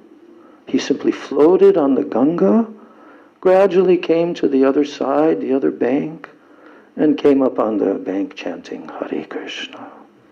And when the Muslim magistrate heard about this, he realized, I made a mistake. He came and paid obeisances and begged him for forgiveness. You see. So the pure devotees are all powerful. Don't think that only this pure devotee or this pure devotee. If they're pure devotees, 100%, not even a slight fraction of a percent impure, If they're fully given to Krishna, they're powerful personalities. They're here to give this to the whole world, to all jivas. That's their purpose, being in this world. They have no other business. So on this day, we're celebrating. We're feeling so fortunate. I feel so fortunate to hear the testimonials and the memories of the devotees. I know so many here, and how they were little children when they first met Srila Bhaktivedanta Narayan. But who is this Bhaktivedanta Narayan Maharaj? Very astonishing. He was the very intimate personal friend of Srila Prabhupada. He tells all the stories of how when Srila Prabhupada left his family life, he came there to the Mathura Keshavji Gaudiya Math, and they lived together like how? Very happily, very friendship, over a period of a few months. And he very closely could see Prabhupada's nature, his character. And he understood this personality, the extraordinary personality. He's been given this order by Srila Prabhupada Bhaktisiddhanta Saraswati to bring this message to the whole world in English language. So he's no ordinary person. And Srila Narayan Maharaj would insist, oh Prabhuji, you have to take sannyas. If you don't take sannyas, how can you do this? You cannot do it. When his Guru Maharaj, Bhakti Pragyan Keshav Maharaj, came to visit there in Mathura, then he sat together with him intimately in the room with another godbrother who was named Sanatan Prabhu, 92 years old at the time. He was a businessman his whole life, and now he left everything and came into the mud life. And they talked intimately together because they knew each other. They knew each other's heart very deeply. And then Srila Bhakti Pragyan Keshav Maharaj told him, you have been given charge of this order from our Guru Maharaj. You must take sannyas, you must. Otherwise you will not be able to do it. So then and there, right there in Mathura. And who was the priest performing the yajna, the fire yajna for that ceremony of his receiving sannyas from Srila Bhakti Pragyan Keshav Maharaj? Bhaktivedanta Narayan Maharaj. Srila Narayan Maharaj also told us that he prepared his sannyas vesh, showed him how to wear the dhoti, he prepared his danda, everything like that. But what was the internal relationship? Finally, when Prabhupada moved to,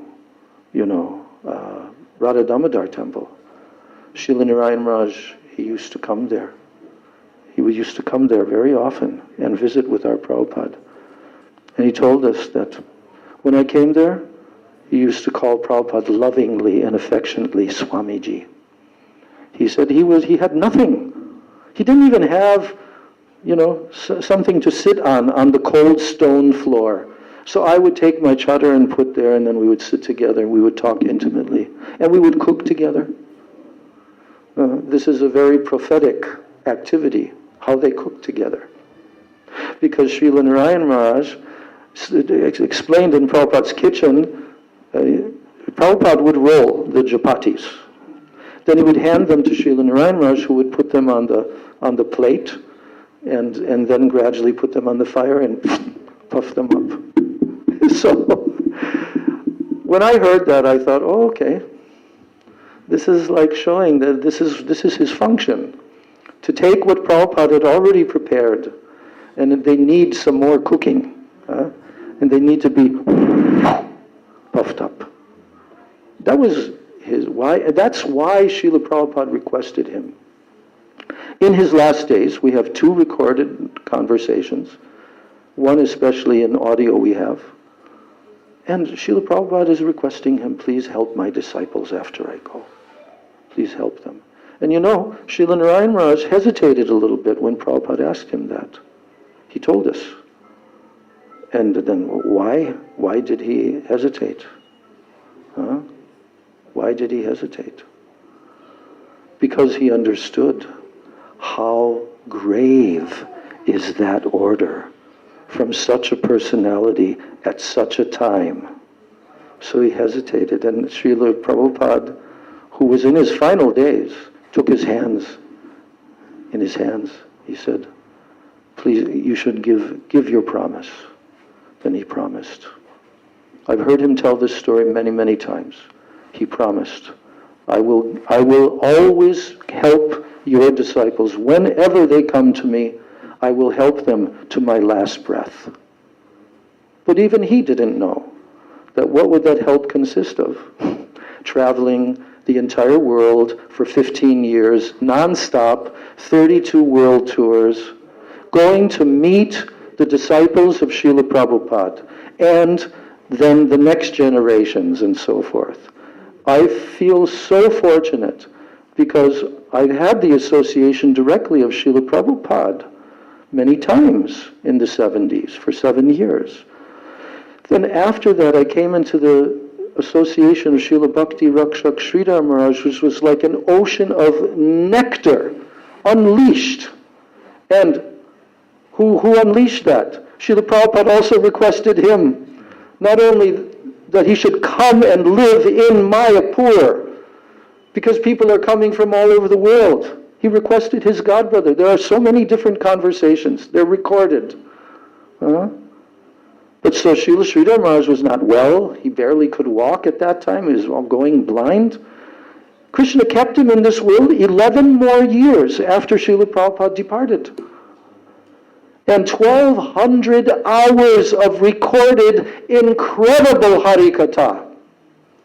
When I immersed myself just in the cassette tapes, I got 40 cassette tapes, 90-minute cassette tapes in 1984, just before I was expelled from the institution because I would not follow their instruction to not go to the pure devotee. I would not follow that. But just before that, 40 tape-recorded conversations with the GBC members in 1980, 81, 82. And I listened to those. And I just, day and night, it was so nectar. I was very fortunate because I met Srila Sridhar Maharaj in 1979. Being a brahmachari here in Maypur, I went across. Our godbrother, Subhag, who just had his 80-something, 85 years. He's the one that I met on the long building, and I said to him, I said, have you ever heard of, have you ever met this person, Bhakti Rakshak Sridhar Maharaj? He said, yeah. I go to see him. No, I said, you do? Where is he? Well, he's just across the Ganga. He has his own mutt there. I go there sometimes. I want to go. You know why I was so eager? This is 79. In 75, I saw the quotation from Srila Prabhupada himself in his BBT newsletter. He said, there are only two persons on the planet who can write the purports to Srimad Bhagavatam, myself and my godbrother B.R. Sridhar Maharaj. He said, in the English language, who can write that? Then 2 years later, I'm in 1977, I'm in Vrindavan with Srila Prabhupada in his final days. And the leaders of whoever was there, a small group of the leaders, they came into Prabhupada's room and they asked him, Prabhupada, is there anyone we can go to for guidance after you leave? Yes. You go to my godbrother, Bhakti Rakshak Sridhar Maharaj. It became clear to me. So now 2 years later, in 1979, I'm wondering, I have to find him. I should meet him. I should get his association. And Subhag, at that time brahmachari, said, okay, we'll go, but don't tell anyone that we're going. And I said, what? Well, why not? Oh, he said, well, you know, that the GBC, they recently, it's not a resolution, but they just made a rule that only the GBC themselves should go to him. And at that moment, it was like an explosion in my heart. I will never, ever obey these false people again in my life. If they're telling that Prabhupada told that you should get the association and get guidance from this, and they're telling us not to go, only they should go, bye-bye. Okay? So the great fortune I had to be with Bhakti Rakshak Sridhar Maharaj on a number of occasions over the years. before he passed away in 1988. But Srila Narayan Maharaj, I saw him the first time on the night that Srila Prabhupada departed from this world. And we carried his transcendental body into the temple room in Vrindavan Krishna Balaram Mandir, placed on the Vyasasan, and had the first Guru Puja after he left. And who was singing? Some amazing personality was singing. And again, Jaya Prabhupada, Jaya Prabhupada. But it just captured my heart. And I asked one of my Indian godbrothers, I said, who is that sannyasi? He looked to me like maybe he's a godbrother of Prabhupada or like this.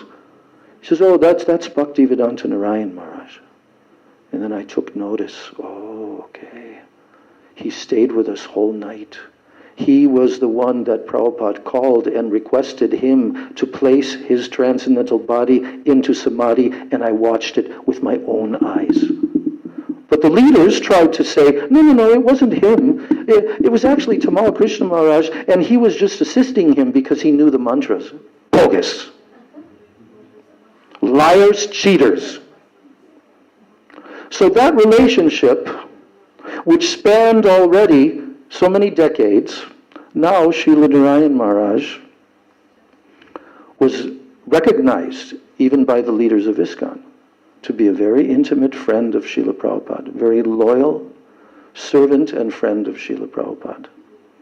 And then the whole story develops into next phase. They desired to make it sure that no one goes to the other pure devotee, Srila Bhakti Rakshak Sridhar Maharaj. So therefore they banned him officially with their GBC resolution. He's banned. And he's bad. Well, I could tell for hours all the experiences I had in this regard.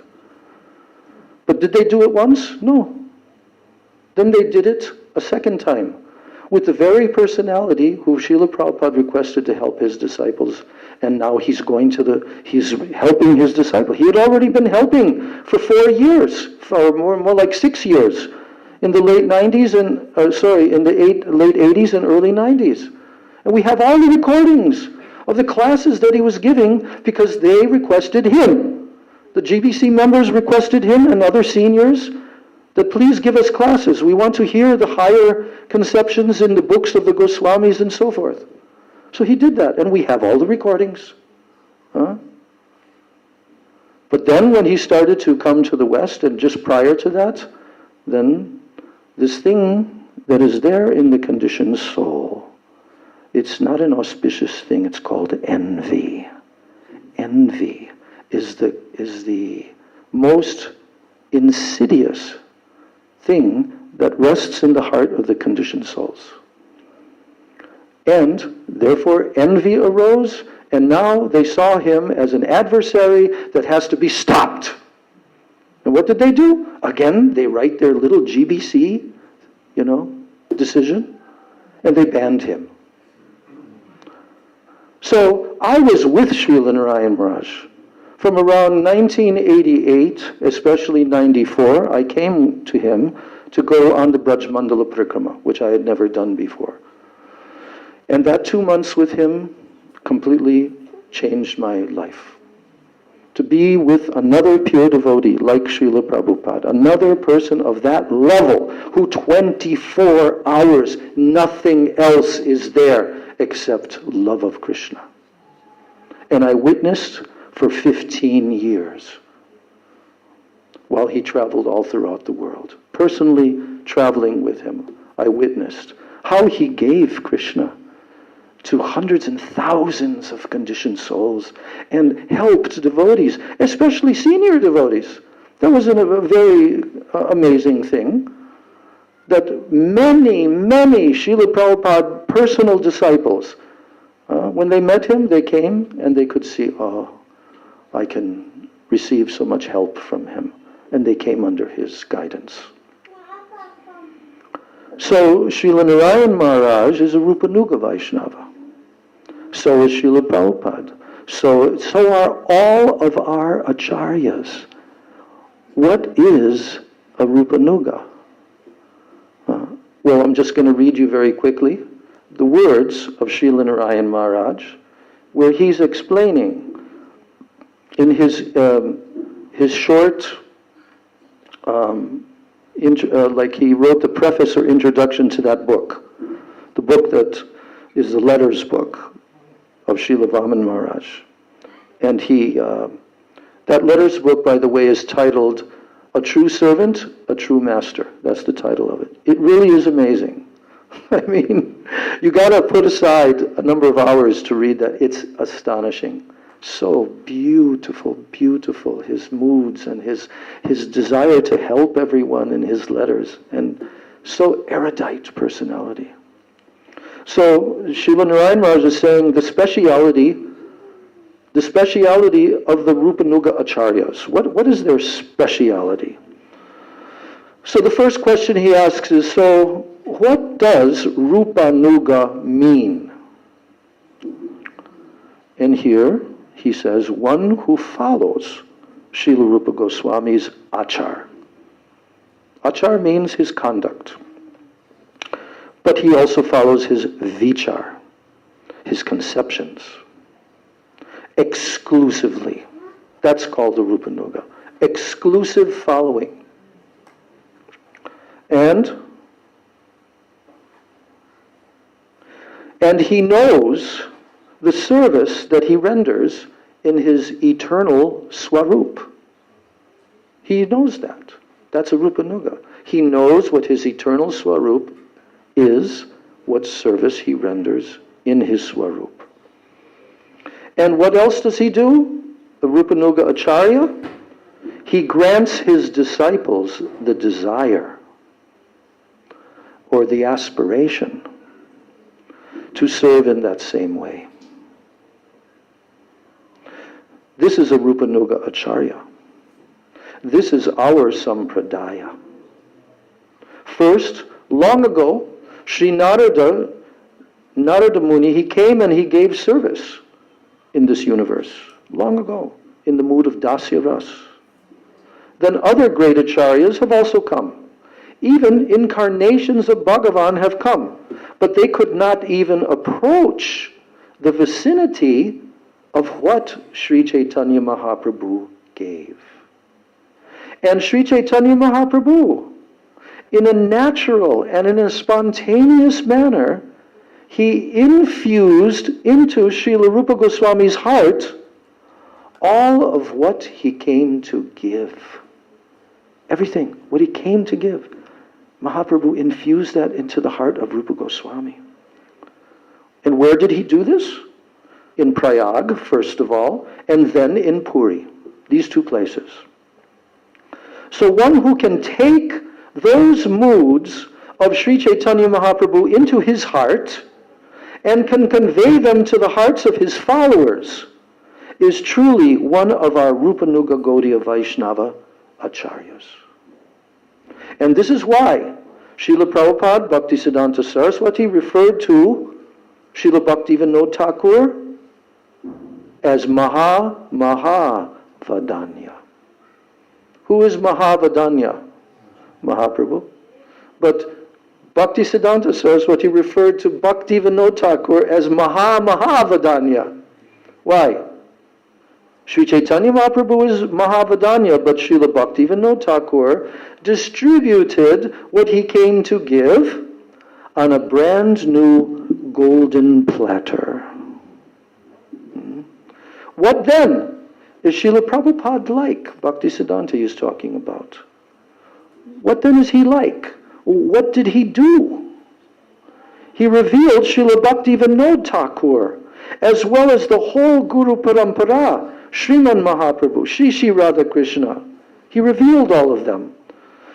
Those who reveal to us a personality such as Srila Prabhupada, they are truly revered. We are so fortunate to have taken birth close to the time of Srila Prabhupada's associates. Then Srila Narayan Maharaj says, I came not long after, yet it is my misfortune that I could not take what Srila Prabhupada gave. All those associates of his, they took that. So Pujapad Bhaktivedanta Vaman Maharaj is one of those associates. Our fortune is that we could have the association of those who received Srila Prabhupada's instruction. If we can grasp their conduct and their conceptions, and we can enter the realm of Bhagavad Bhakti, then we will be greatly fortunate. That's the summarized summary of the beginning of his introduction to introduce that book by Srila Vamana Maharaj. And then he tells about the early life of Srila Vamana Maharaj, which we've heard about in the Mat and so forth. But I want to say that the first time that I saw Srila Vamana Goswami Maharaj was at Sri Rup Sanatan Gaudiya Mat. I was up on the rooftop looking down through the metal things. And then there was one Vaishnava personality sitting there who also looked very senior and erudite, and he was sitting right next to Srila Narayan Maharaj on an asana. And then I was wondering, who is this? I had never heard. Prior to that, I had not heard that Srila Narayan Maharaj has these exalted God brothers who are also disciples of Bhakti Pragyan Keshav Maharaj. I had not heard that there's a personality named Bhaktivedanta Vamana Maharaj, nor had I heard that he's the Acharya of the Gaudiya Vedanta Samiti, appointed by Srila Bhakti Pragyan Keshav Maharaj. Nor did I know of the other God brother, Bhaktivedanta Trivikram Maharaj, these three. And now I'm suddenly on parikrama with Srila Narayan Maharaj, and these other personalities are also there, especially Srila Trivikram Maharaj. He stayed the whole month. But then we only had a brief glimpse of Srila Vamana Maharaj at that time. But over time I came to understand that he is a very amazing personality. And I'm still having my consciousness expanded by reading his Vani, what he has given. And there's a lot of it. His so many articles and so forth. So I think this is the wealth, this is the treasure that we possess in this Krishna consciousness movement of Sri Chaitanya Mahaprabhu, that there are so many exalted, realized personalities, the whole Guru Varga coming down in the line of Rupa Goswami and coming down to Vishwanath Chakravarti Thakur, Bhaktivedanta, all these personalities, extraordinary.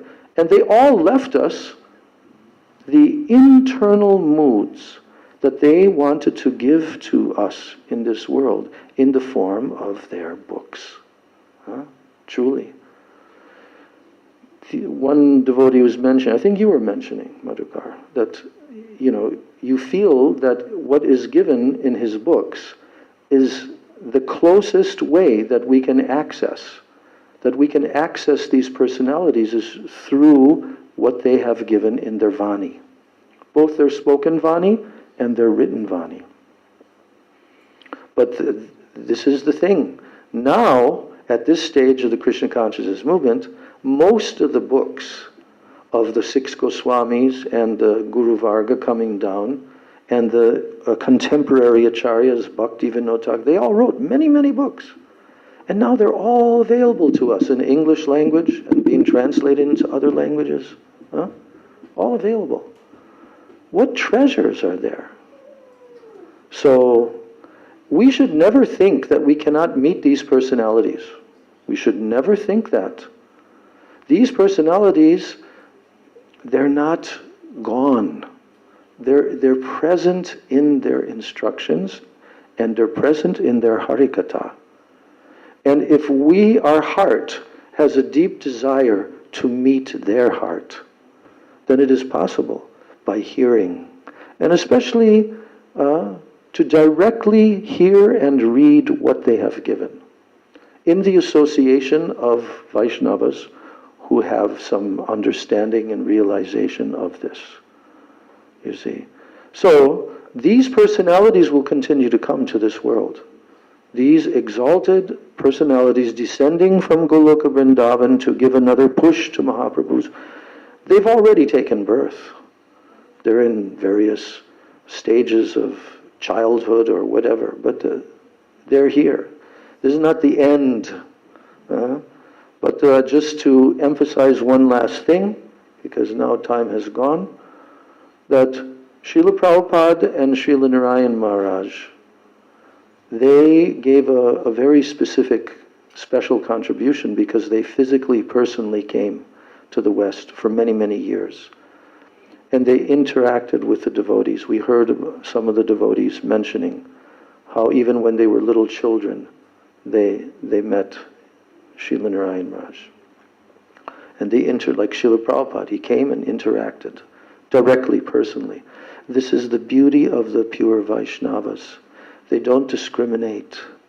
And they want to save everyone. They want to help everyone. They're so, so merciful. So this quality of mercy, this quality of fulfilling our heart's desires, vancha kalpataru, they are desire trees. What do we desire? We desire to be happy forever. Every jiva wants to be happy forever. They can fulfill that desire. Yes. They can fulfill the desire that we can be with our most loving, affectionate associates in an eternal spiritual world where no one dies, no one grows old. Everyone there is a pure devotee of Krishna, and he's there with Radha and the gopis and all the gopas and all the associates, and they're playing in Goloka Vrindavan forever. This is where our heart ultimately wants to go.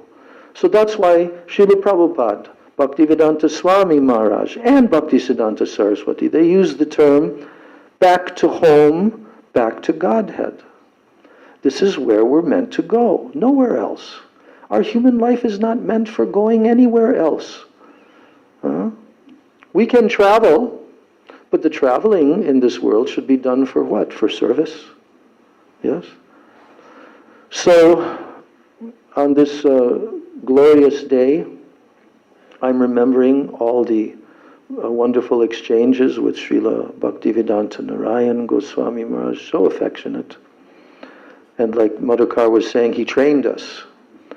He trained us very strictly, especially in the first couple of years of his traveling to the West.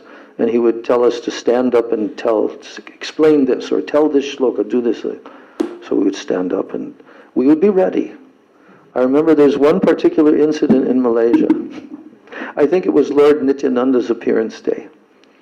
And so like the whole room, it's a room maybe a little bit smaller than this, in a devotee's home, and completely packed full of devotees, and many Indian, Malaysian people were there. And so, he asked me to stand up and speak. And, all the senior devotees, Brajanath and so many others, they were all there. And practically, from the first words that came out of my mouth, he started correcting me. He started correcting. What did you just say? No, not that. Like this. And then, a few minutes goes by, again. Then all the devotees, like they're watching this. And they're wondering, what is Urukram? I hadn't taken sannyas. What is Urukram? How can he continue to stand there? So anyway, I made it through to the end of getting again and again smashed. Then after that, when I sat down, they all said, wow, you did it. So it was almost like a sport. But he really did train us. He trained us to be very exact in Siddhanta. That was the thing, Siddhanta. And to have some realization, some practical application of it. So, this movement is going on. There are so many wonderful Vaishnava institutions, and on different levels, they're all contributing to the enlightenment of the people of the world. Some on more basic levels and mass distribution, and some are on the level where it requires some very specific guidance and learning to come into the higher realms of Rupa Nuga Bhajan. It's not a small thing. It's not a cheap thing. Rupa Nuga Bhajan. to be absorbed 24 hours a day, as Rupa Goswami has written, Tannama Rupa Charitadi Sukirtananu Smrityo Kramena Rasana Manasini Yojya, 24 hours a day. This is the essence of all knowledge, of all advice. Srila Narayan Raj in his first or second year in Badger, he gave lectures on Upadeshamrita. They made a small book called The Essence of All Advice from his lectures. So this is the heart and soul of the devotees, is that Upadeshamrita of Rupa Goswami. I was just reading how Srila Narayan Raj told. And then, after that, if someone wants to come into the realm of Rag Marg Bhakti, which is what Mahaprabhu ultimately came to give, then they have to come under the guidance of Raghunath Das Goswami in the form of Manasiksha. 11 verses, 12 verses. So Srila Narayan Raj has given all the essential books now. The most important books, and Jaiva Dharma and so many others. There's a whole long list. And books of Bhaktivinoda Thakur have been given. So if we want to receive this treasure from these personalities, don't think that they're gone. They're completely living 100% in their Vani, what they gave in their books.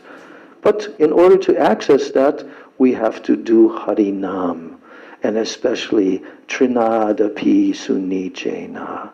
We have to enter into the Madhyam level. The third shloka of Sikshastakam is the beginning of Madhyam level. And we will have to progress step by step. So we've been given the guidebooks. Bhajan Rahasya of Bhaktivinoda Thakur. Madhurya Kadambani of Vishwanath Chakravarti. All these books we have now. But we have to do Nam Bhajan. We have to apply this in our lives. And it's a wonderful process, because if we do, even if we're facing the obstacles of anarthas and so forth, but if we persevere and we bow our heads and we just move forward with this mood of I'm the lowest, the most fallen, I will tolerate anything to go forward to receive what Mahaprabhu has given. Everyone in this world, I can give them respect, and I don't want any for me. That's really the beginning of Madhyam Adhikar. Beginning! What is the end of Madhyam Adhikar? Ruchi Asakti, where you're actually directly perceiving your spiritual form with impressions given into your heart. Because Shuddha Sattva Visheshatma is coming down now, like particles of rays from the hearts of the eternal associates, just prior to the stage of Bhav. We are here in this process to attain Bhav, first and foremost. And how many lifetimes it's going to take, we have to do that. But if we give all of our energy, 100%, then very quickly we can go. But it can also get delayed. If we want to deviate off of the pathway, then we're causing ourselves a long delay. It can take a number of lifetimes. Huh? Yeah, Vaishnava Parad. How much warning, how much warning. I'm just astonished every time that I read the actual warnings given in Chaitanya Bhagavat, in Chaitanya Charitamrita, by our acharyas. How many times, how with grave mood they warned us, don't do. And then there's also very clearly explained, if you do that, what will happen to you? Everything, you lose everything. You lose your fame, you lose your physical, everything. It's taken away by Vaishnava Aparad. So, we have to protect our creeper. And that's why Mahaprabhu told Rupa Goswami, become a gardener and fence it around to protect against wild animals who are coming in the immature stage of the growth of that creeper. And what is that fencing? The association of pure devotees. I'm going to end with this point. The association of pure devotees. I read this personally in Prabhupada's books hundreds and hundreds, maybe thousands of times when I read through all of his books way back in 1975, 76. Whole Chaitanya Charitamrita, whatever Bhagavatams were published. And it stood out to me like, if there's anything that's super important, is to associate with a pure devotee. Not just devotees, pure devotees. And you know, in the Nectar of Devotion, Srila Prabhupada has written there are many societies of pure devotees. There are many societies of pure, I thought there's only this one. No. He says there are many societies of pure devotees, and a devotee can associate with any one of them to attain his ultimate benefit. I don't remember the whole, you can look it up.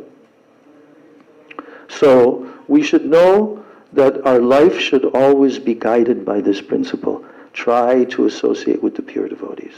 And don't neglect associating with them directly in the form of their books, what they have given.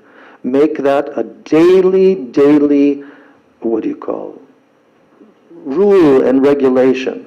That you spend at least 1 hour every day reading from their books. And then gradually over time, so much will come. Krishna will arrange everything. And this will give us strength also to do bhajan. Where are we going to get the strength and the determination to constantly do bhajan and to not fall prey to bad association and anarthas and all of that? We'll get it from their association in their books. So we're very fortunate on this day, and I'm bowing down at the lotus feet of my Siksha Guru and Sannyas Guru, Srila Bhaktivedanta Narayan Goswami Maharaj and Srila Bhaktivedanta Vamana Goswami Maharaj for their begging for their causeless mercy, that one day we can become pure like they are, and that they will always continue to guide us and give us their mercy, and to attain the treasure that the Rupa Nuga Vaishnavas have come to give in this world. Gaur Premanande. Srila Bhaktivedanta Narayan Goswami Maharaj ki jai. Srila Bhaktivedanta Vaman Goswami Maharaj ki jai. Shri Shri Rupa Nuga Guru Varga ki jai. Sachinandan Gaur Hari ki jai. Shri Nityananda Prabhu ki jai. Shri Pancha Tattva ki jai. Samaveta Bhakta Vrinda ki jai. Nitai Gaur Premanande. Hari Hari Bol. Are we going to have the, what? Artik. Oh, okay. Very good. A Guru Puja and Artik, or what? They moved the Guru Puja